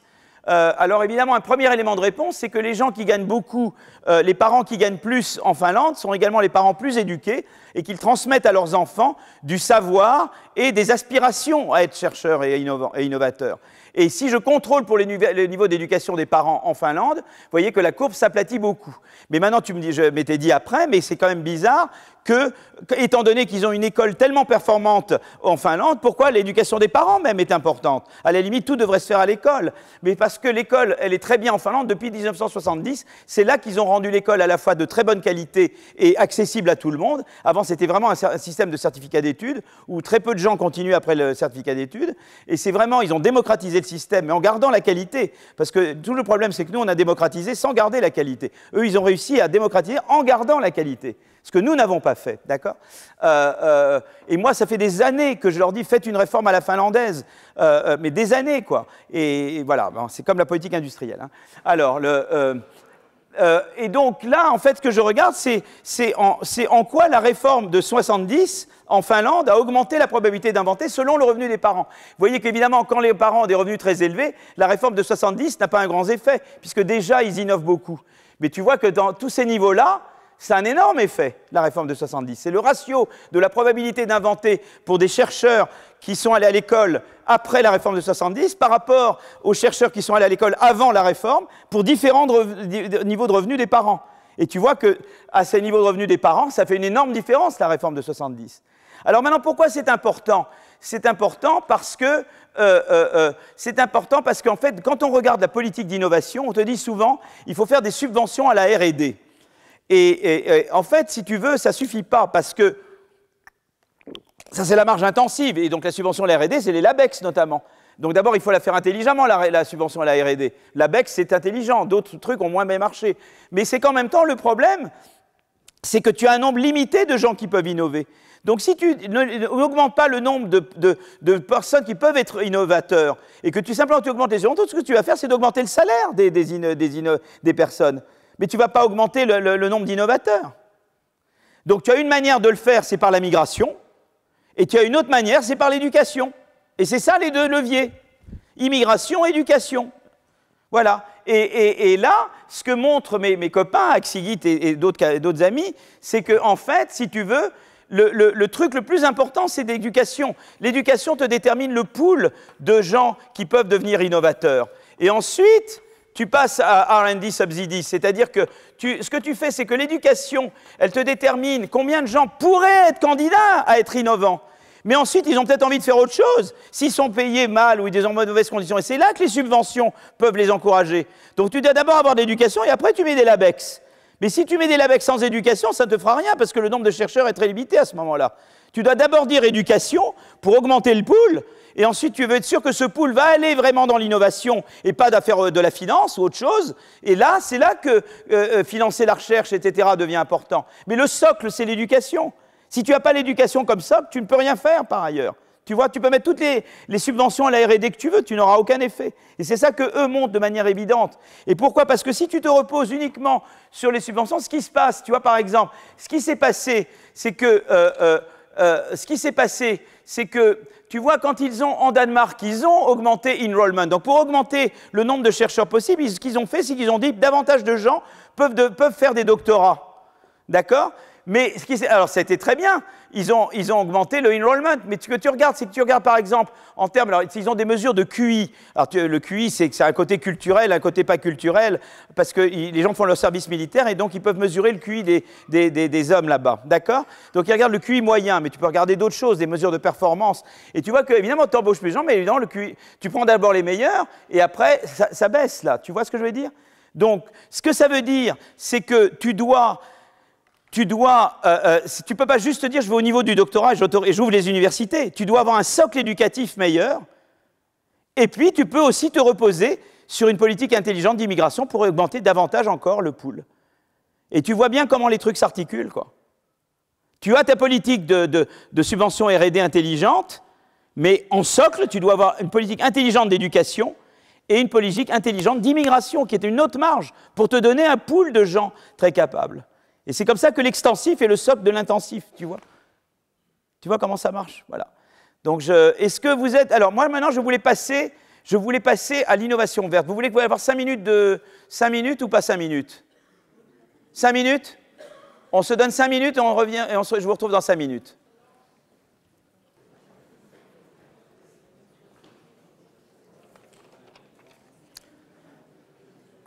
Voilà, donc là, il y a la COP 27 en ce moment, enfin, qui vient de se terminer. ou pas, enfin, les chefs d'État sont, en tout cas, eux sont quittés. Et en fait, si vous voulez, il y a un peu tout le débat sur sur comment réduire les émissions de CO2. Et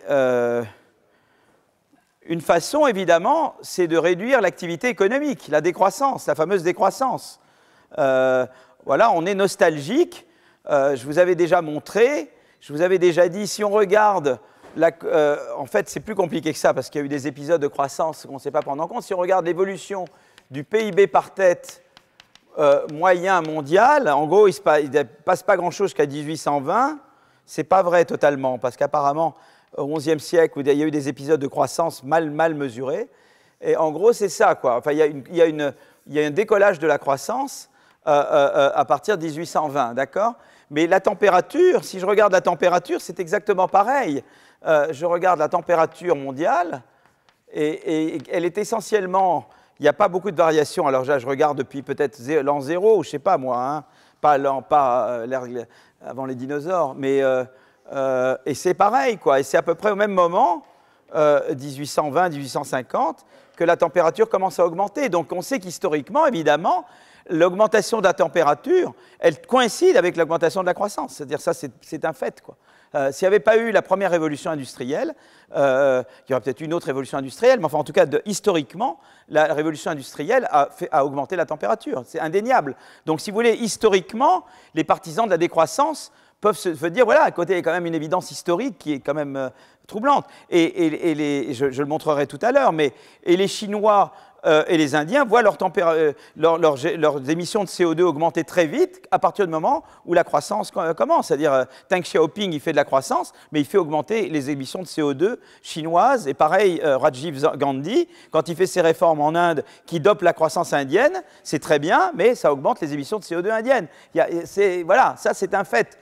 Donc la question, c'est qu'évidemment, il y a une des manières et ça, je vais revenir à ça, mais je vais le montrer déjà à l'avance. Il y a plusieurs façons, si vous voulez, de regarder les choses. C'est-à-dire que les émissions de CO2, ben, il y a les émissions de CO2, si vous voulez, par l'ENRG, c'est quoi déjà? Énergie, voilà. Il y a le ratio du NRG par GDP, il y a le GDP par tête et il y a la population. Donc évidemment, un des trucs, c'est qu'on peut dire, ben voilà, on peut essayer d'avoir une influence sur la démographie. L'autre, c'est de dire, on réduit le PIB par tête, on fait de la décroissance. Et l'autre, si vous voulez, c'est une combinaison de deux choses. C'est une combinaison augmenter l'efficience énergétique, c'est-à-dire par tâche que je fais, j'ai besoin de moins d'énergie, mais l'autre, c'est de dire l'énergie, je la décarbone. Tu vois, je peux dire, j'utilise moins d'énergie, je décarbone l'énergie, je réduis la population ou je réduis la productivité. Tu vois ce que je veux dire? Voilà les marges sur lesquelles tu peux jouer. Alors, ça veut dire qu'effectivement, si tu décides que tu ne veux pas revenir, mais on sait qu'en même temps, la croissance a permis, par exemple, une augmentation extraordinaire de l'espérance de vie. Sans la croissance, il n'y aurait pas eu. Et on vivait dans des conditions épouvantables. C'était impossible, quoi. Tu vivais, ça donnait les systèmes d'égout, l'hygiène, enfin tout ce qui a conduit, avant même les vaccins, à l'augmentation de l'espérance de vie. Sans la croissance, tu n'as pas l'augmentation d'espérance de vie. Donc ça a été quelque chose de très important. Et de la qualité de la vie. On travaille beaucoup moins que les gens travaillaient avant. On fait des travaux beaucoup moins pénibles. Je veux dire, maintenant, la pénibilité du travail s'est fortement réduite grâce au progrès technique. Donc l'innovation, la croissance par l'innovation a permis à nos vies de s'améliorer incroyablement. On vit plus longtemps et on vit plus agréablement. Et on peut faire beaucoup plus de choses. Et on a beaucoup plus de temps pour les loisirs. Avant, les gens n'avaient pas de temps pour les loisirs. Et les gens faisaient des travaux pénibles. Avant, c'était du travail tout le temps, sur des travaux pénibles, faible espérance de vie, des conditions de nutrition, etc., très mauvaises. Et donc le développement a permis tout ça. Donc l'idée, c'est qu'on a besoin de l'innovation pour augmenter, pas la quantité, mais on a besoin de l'innovation pour augmenter la qualité de notre vie. et en continuement, pour améliorer nos vies continuellement. Mais, donc on ne veut pas jouer sur la décroissance, mais ce qu'on veut, c'est de dire, voilà, on a deux marges, c'est de réduire, disons, la quantité de CO2 par unité d'énergie produite, et puis on veut économiser l'énergie. C'est ça un peu les deux manières qu'on veut faire. Mais pour faire ces deux choses-là, il faut de l'innovation. C'est l'innovation qui va conduire à des procédés de production qui économisent sur l'énergie et qui économisent sur les ressources rares plus généralement, et c'est l'innovation qui va nous permettre, qui nous permet de découvrir et d'exploiter à des conditions plus économiques de nouvelles sources d'énergie. Et donc, il n'y a pas d'alternative autre que l'innovation, d'accord?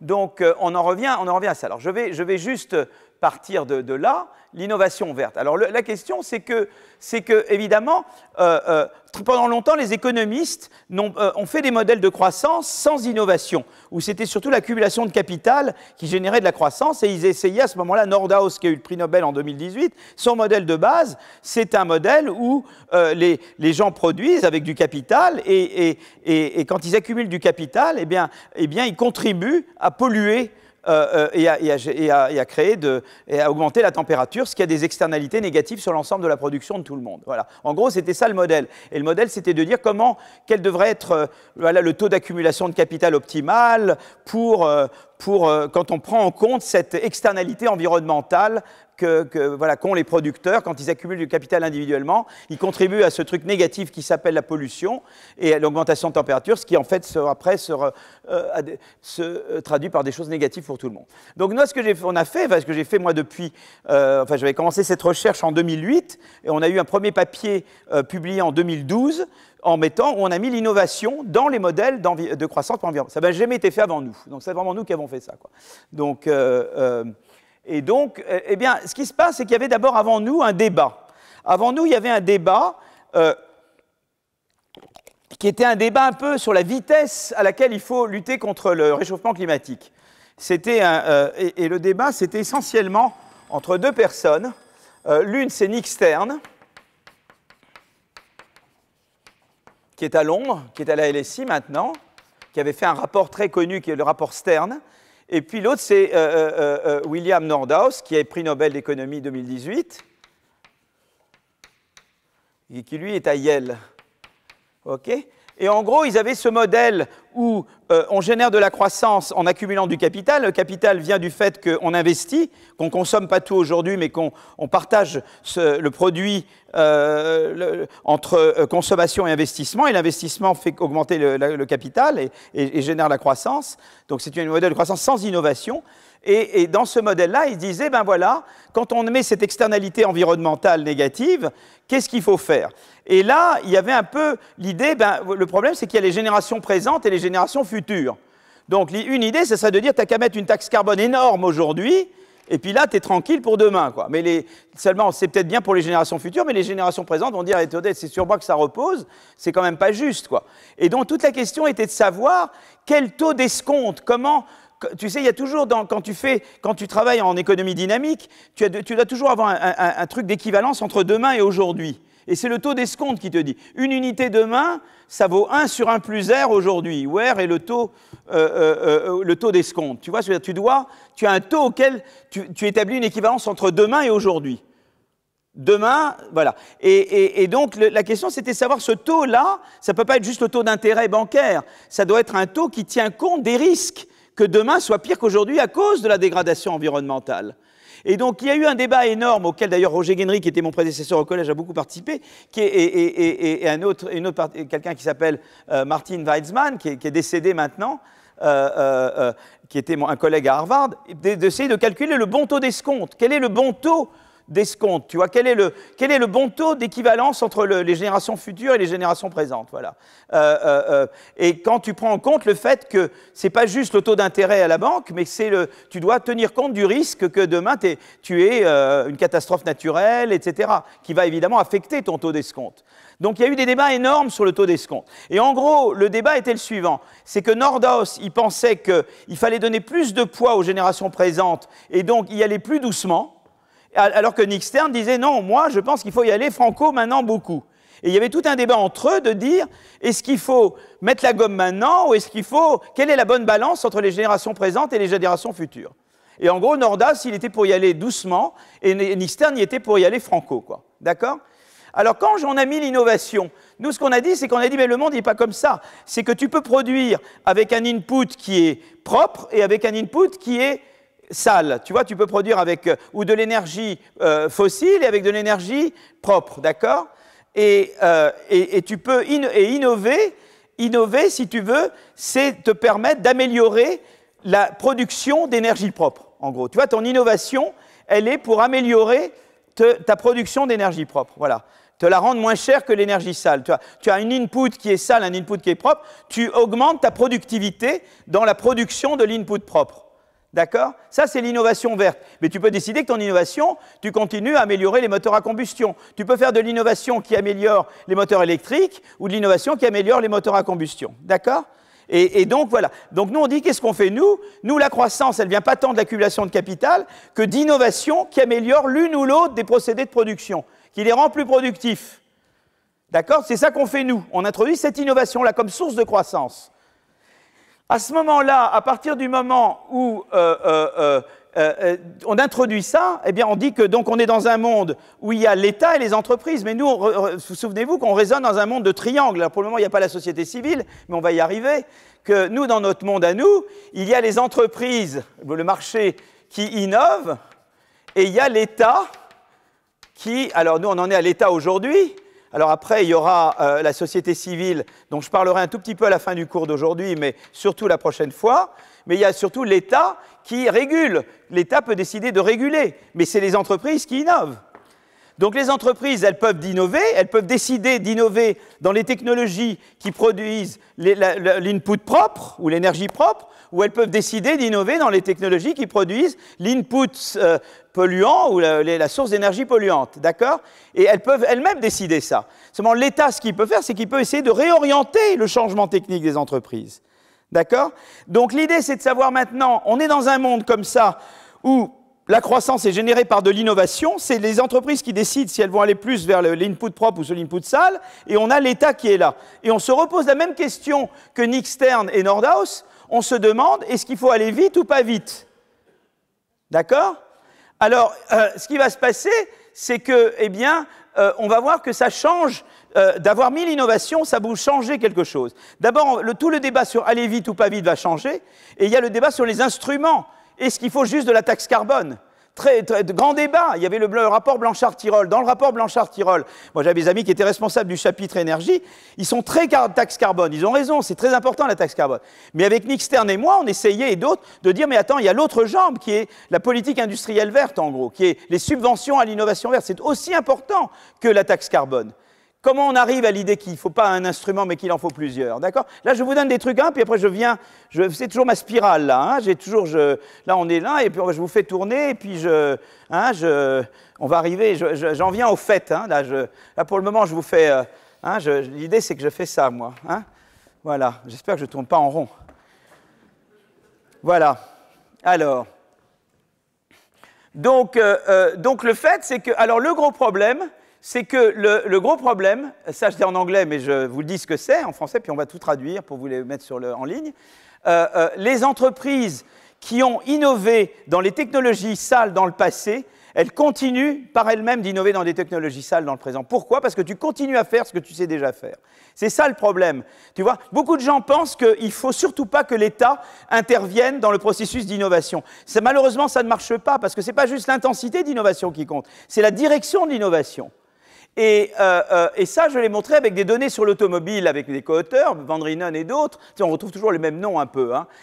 C'est des données sur l'industrie automobile. On connaît les brevets. On sait si les entreprises innovent dans les moteurs à combustion ou les moteurs électriques. Et on connaît pour chaque innovateur le stock de brevets passés. On sait ce qu'ils ont fait avant. D'accord? Et on regarde tous les brevets, on regarde les industries automobiles dans 80 pays du monde, entre 1965 et 2005, et on peut classifier les brevets entre brevets propres et brevets sales. D'accord? Et là, eh bien, on voit qu'il y a des brevets, tu vois, ça c'est une classification IPC, les brevets électriques, voilà on peut faire breveter sur des technologies de voitures électriques, et puis on va vers les voitures à combustion. Tu vois différents, c'est des innovations qui affectent, ces différents composants des voitures électriques ou hybrides ou à moteur à combustion. D'accord ? Et donc, entre 1978 et 2005, sur ces 80 pays, on voit qu'il y a dans l'automobile à peu près presque 20 000 brevets, et on regarde les brevets triadiques. C'est des brevets qui ont été à la fois homologués dans l'Office européen des brevets, Office américain et Office japonais. Donc c'est les bons brevets, c'est les brevets importants. Et on dénombre en total près de 20 000, 18 652. On peut classifier ceux qui sont dans des technologies propres qui se rapportent aux voitures électriques ou véhicules hybrides, et puis voilà, et on peut voir dans chacun ce qui se passe. Alors à ce moment-là, ce qu'on peut dire, c'est que voilà, quelle est la propension à innover propre? Et on regarde pour chaque entreprise, chaque année, quelle est la propension, le flux de brevets propres. D'accord? Et ce qui est intéressant, c'est que c'est en fonction du prix de l'énergie auquel l'entreprise fait face. Si par exemple, mon entreprise, elle vend pour 2/3 aux États-Unis et pour 2/3 en Allemagne, le prix auquel je fais face, c'est 2/3 le prix de l'essence aux États-Unis et 1/3 le prix de l'essence en Allemagne. Et je fais la somme pondérée, c'est le prix de l'essence sur lequel moi, entreprise, je suis sujet. Tu vois, je fais la somme, je fais la moyenne entre les pays où j'opère, selon les poids auxquels j'opère dans ces pays. Tu vois ce que je veux dire? Donc je mets plus de poids aux pays où moi j'opère davantage, évidemment. Hein. Et ce que tu vois, c'est la chose suivante, et je regarde en fonction du stock de brevets propres et sales, puisque je sais, pour chaque innovateur, combien d'innovations propres il a produit avant, et combien d'innovations sales il a produit avant. Et ce que tu vois, c'est la chose suivante. D'abord, tu vois que plus tu mets le prix, plus tu augmentes, tu mets la taxe carbone. Donc la taxe carbone, c'est un instrument, c'est indéniable. La taxe carbone t'augmente ta propension à innover propre et réduit la propension à innover sale. Tu vois ? Donc tu vois le plus ici et le moins ici. C'est évident, quand tu augmentes la taxe carbone, tu réduis le marché pour des innovations sales. Moins de gens vont acheter des voitures à essence, donc c'est moins profitable d'innover dans ce qui est les composants des voitures à essence, et c'est plus profitable d'innover dans les vins. Donc la taxe carbone, c'est un instrument, mais ce n'est pas le seul instrument. Et alors l'autre chose qui est importante, c'est que quand tu as fait beaucoup de propres avant, stock clean, c'est-à-dire le nombre d'innovations propres que tu as faites, ça a une influence très importante sur le nombre d'innovations propres que tu fais maintenant. Tu vois? Tandis que tes innovations propres dans le passé n'ont aucune influence sur tes innovations sales aujourd'hui. Mais par exemple, tes innovations sales hier ont beaucoup plus d'influence sur les innovations sales d'aujourd'hui qu'elles n'ont d'influence sur tes innovations propres. Donc tu vois vraiment qu'il y a à la fois la taxe carbone, ça te joue bien, mais d'un autre côté, tu as ce phénomène de dépendance au sentier. Les entreprises qui ont innové davantage dans les technologies sales dans le passé, d'elles-mêmes, spontanément, vont continuer d'innover dans des technologies sales, d'où l'importance du rôle de l'État pour rediriger le changement technique vers les technologies propres. Un des instruments, c'est la taxe carbone, mais ce n'est pas le seul instrument. D'accord ? Et alors donc on a deux choses en fait. C'est que en fait, ce qui se passe, c'est qu'il y a deux choses. D'abord, il y a la vitesse, et après, il y a le nombre d'instruments. Alors, je voudrais parler d'abord de la vitesse. En fait, dans un monde comme celui-là, même avec le taux d'escompte de Nordhaus, je veux agir tout de suite. Parce que si je n'agis pas maintenant, les entreprises, elles vont continuer d'innover dans les technologies sales, et pour les obliger après à innover dans les technologies propres, parce que ce que ça veut dire intervenir, ça veut dire tu arrêtes d'innover dans le sale. Évidemment, tu es meilleur dans le sale, donc toi, spontanément, tu ferais du sale. Ce que je vais te faire, c'est que je vais te bloquer sur l'innovation sale et je vais t'obliger à n'innover que sur le propre jusqu'à ce que tu deviennes aussi bon au propre que tu étais au sale. Une fois que tu seras meilleur au propre qu'au sale, je peux m'arrêter parce que de toi-même, tu vas innover en propre. Parce que le truc où tu seras le meilleur sera la technologie propre. Mais si j'attends, ça veut dire que tu continues d'innover dans la technologie sale. Donc, le gap entre ce que tu fais en sale et ce que tu fais en propre va augmenter. Et donc, quand je devrais intervenir plus longtemps. Et pendant la période où j'interviens, je t'oblige à faire un truc où tu n'es pas bon, donc je réduis la croissance. Ceux qui pensent qu'on peut faire de la transition énergétique sans réduire la croissance, ce n'est pas vrai. Si vous êtes très bon à faire des technologies sales et des moteurs à combustion, je vous oblige à faire des moteurs électriques, vous êtes très mauvais, pendant toute une période d'adaptation, la croissance va être ralentie. Mais si j'attends pour faire ça, je vais augmenter la période pendant laquelle je vais devoir ralentir la croissance pour vous faire rattraper la technologie, que la technologie sale rattrape la technologie propre. Tu comprends? Donc là, ce qui est très intéressant, c'est que je pouvais dire, Nixtern pouvait retourner vers Nordhaus et dire, même avec ton taux d'escompte, dans lequel moi je ne crois pas, mais mettons, je te concède ton taux d'escompte, quand tu mets de l'innovation à la Haguillon et al., eh bien, même avec ton taux d'escompte, tu veux intervenir maintenant, parce que si tu n'interviens pas maintenant, tu vas augmenter énormément le coût d'intervenir demain. Et ça, c'est tout le débat sur la dette publique. Intervenir maintenant, ça veut dire faire de la dette publique. Parce que quand on va passer à des technologies propres, induire les technologies propres, c'est des coûts en capital, c'est de la dette publique. Mais la dette qu'on laisse à nos enfants, c'est pas juste de la dette monétaire, c'est de la dette environnementale. Si pour réduire la dette publique, je retarde des investissements comme ça va obliger les générations futures à investir encore beaucoup plus. Et donc, en fait, au lieu de laisser une dette moins grande à mes générations futures, je laisse une dette plus grande. Donc, tu vois, tu changes complètement ton approche à la dette publique. Tu dois regarder la dette monétaire et la dette environnementale ensemble. Tu ne peux plus les dissocier maintenant. Et tu vois, là, j'ai mon ami Jean Pisani, il remet ce rapport à Elisabeth Borne sur la macroéconomie de la transition énergétique. C'est sur ça, quoi. Tu dois faire ces investissements, tu as ta dette publique, mais si tu les retardes, tu vas devoir faire encore beaucoup plus demain. Donc tu dois repenser Maastricht, tu dois repenser la dette publique. Tu ne peux plus l'avoir à travers les petites lorgnettes de M. Abeille d'avant. Tu vois ce que je veux dire? Tu dois changer ton approche à la dette publique. Parce que tu dois regarder la dette environnementale en même temps. Ça, c'est crucial. Donc le fait de dire à M. Nordhaus, même avec votre taux d'escompte, il faut agir tout de suite, ça veut dire agir tout de suite, c'est vrai que c'est faire de la dette, mais c'est de la dette qui va réduire la dette environnementale et qui donc au total va réduire si tu veux, le fardeau de dette que tu imposes aux générations futures. C'est une manière totalement nouvelle. Ça veut dire que tu refais la macroéconomie en mettant la transition énergétique à la base. Tu vois? Vous voyez comment ça marche? Voilà.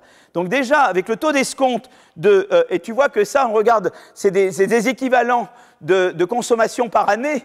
Tu vois, tu regardes ce qui est le bien-être, disons, et tu évalues le bien-être en équivalent consommation par année. Si je retarde, ça c'est le taux d'escompte de Nixtern qui est ici, et ça c'est le taux d'escompte de Nordhaus, mais tu vois que même avec le taux d'escompte de Nordhaus, tu perds beaucoup à retarder l'intervention, tu vois. Donc Nixtern peut dire à Nordhaus, ton idée qu'il faut y aller graduellement, ou très graduellement comme tu le dis, c'est pas vrai, même avec ton taux d'escompte, d'accord? Donc ça, c'est la première idée.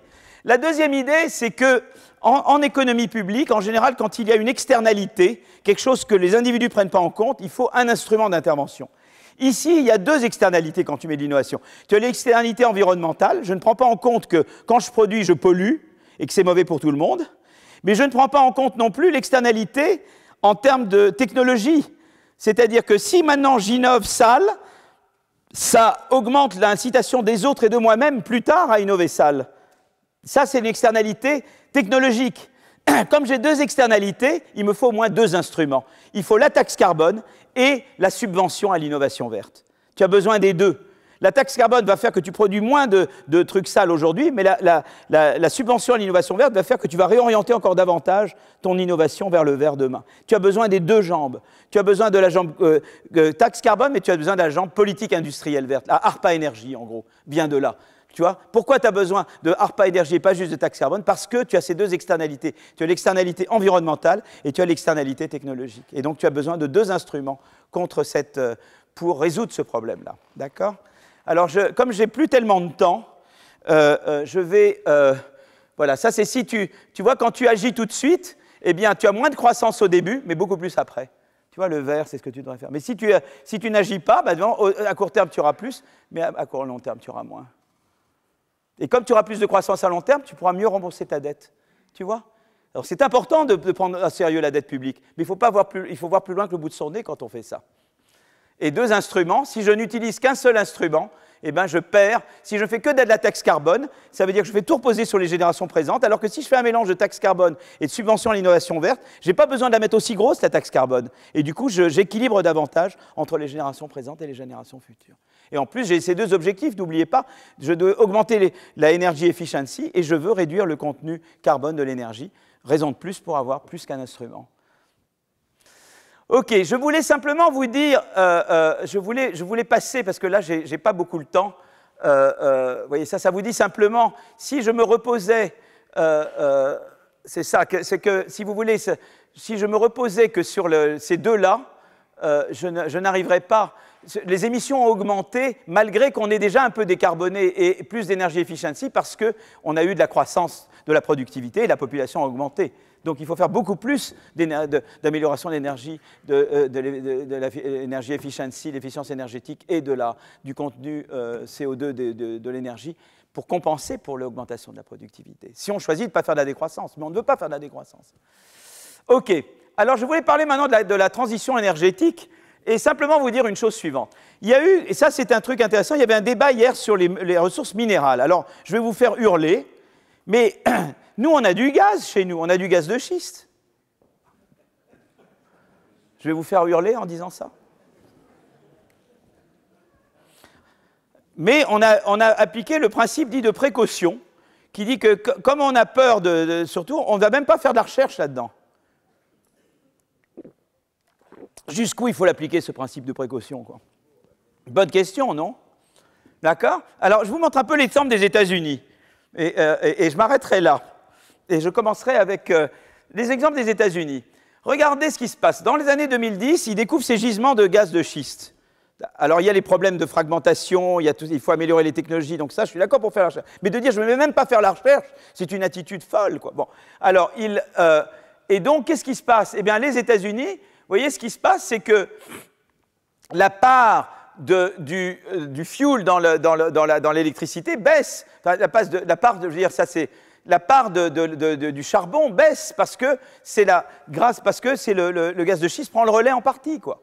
Et ce qui est très intéressant également, c'est que en fait, ce qui s'est passé, j'aurais dû montrer, voilà, ce qui se passe, c'est cette chose-là. Je disais qu'il y a d'abord dans la CO2 intensity. Donc d'abord, ce qui s'est passé, c'est que d'abord les émissions de CO2 qui augmentaient, elles ont commencé à se réduire aux États-Unis. À partir du moment où ils ont exploré le gaz de schiste, ils ont réduit leurs émissions de CO2. Mais alors le truc intéressant, c'est qu'ils ont également réduit l'intensité. Enfin, l'intensité se réduisait et elle s'est réduite encore plus grâce à ça. Alors évidemment, ce qui est intéressant, c'est qu'en fait, tout est là-dedans. C'est-à-dire que quand tu introduis le gaz de schiste, ça c'est vraiment de l'économie. Vous voyez, les gens pensent que l'économie c'est très simple. C'est très simple après, mais il faut faire les modèles pour comprendre. J'introduis le gaz de schiste, je vous fais le raisonnement en mots. L'effet de court terme vertueux, c'est que je remplace du charbon qui est très polluant par du gaz de schiste moins polluant. C'est l'effet de substitution. Ben, vous dites c'est quand même sympa, ça va baisser la pollution. Mais il y a un effet pervers. L'économie c'est toujours les effets pervers, ceux qu'on ne voit pas. On rend l'énergie au total meilleur marché. Comme l'énergie est meilleur marché, la demande pour l'énergie va augmenter. Ça va générer de la pollution. C'est un effet d'échelle. Et vous voyez que l'effet d'échelle, on le voit là. C'est-à-dire que, vous voyez, ça c'est l'intensité par unité d'énergie consommée, là, eh bien les émissions réduisent, mais les gens consomment plus d'énergie. Mais quand même, au total, à court terme, l'effet a été positif aux États-Unis. Ça, c'est l'effet à court terme. Mais il y a un effet à long terme. Et l'effet à long terme, c'est cet effet-là. C'est-à-dire de dire, oui, mais qu'est-ce qui se passe? C'est que si je regarde le flux des brevets verts sur le total des brevets, il s'est réduit.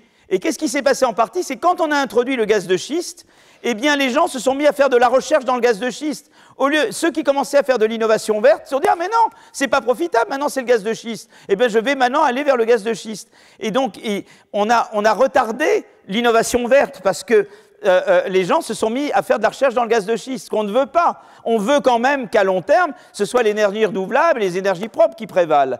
Vous voyez, donc toute la difficulté, c'est de comment tu gères ça. Tu veux d'un côté utiliser cette énergie intermédiaire parce que tu veux réduire la pollution à court terme, malgré les effets d'échelle. Mais évidemment, la bonne nouvelle, c'est qu'à court terme, l'effet de substitution l'emporte sur l'effet d'échelle. Mais le problème, c'est qu'à long terme, tu en fait divertis des ressources de recherche du vert vers et ça, c'est pas bon. Donc, ce qu'il te faut, c'est introduire l'énergie, le gaz de schiste, mais en même temps, renforcer ton subvention à l'innovation verte. Et ce mélange-là, alors lui, il est gagnant. Et tu vois qu'à nouveau, tu as besoin de la politique industrielle verte et de la subvention à l'innovation verte. Mais tu as ce même problème avec le capital. Beaucoup de gens te disent que la transition énergétique, c'est remplacer à court terme de l'énergie fossile par du capital. La question, c'est que si tu veux faire ça, tu ne veux pas que ça se fasse au détriment de la recherche à long terme. Et tu as le même arbitrage entre énergie, gaz de schiste et innovation verte qu'entre capital que tu mets en place pour faire la transition maintenant et la recherche que tu vas mettre pour aller vers des sources d'énergie plus durables et plus satisfaisantes. Vous voyez, voilà un problème. Donc j'avais dit, il y avait déjà le problème de la dette, il y a le problème maintenant de l'arbitrage entre le court terme et le moyen terme. Comment tu tiens cet arbitrage-là? Alors comme il est 53, je vais m'arrêter là et on continue la prochaine fois avec la société civile. Merci beaucoup.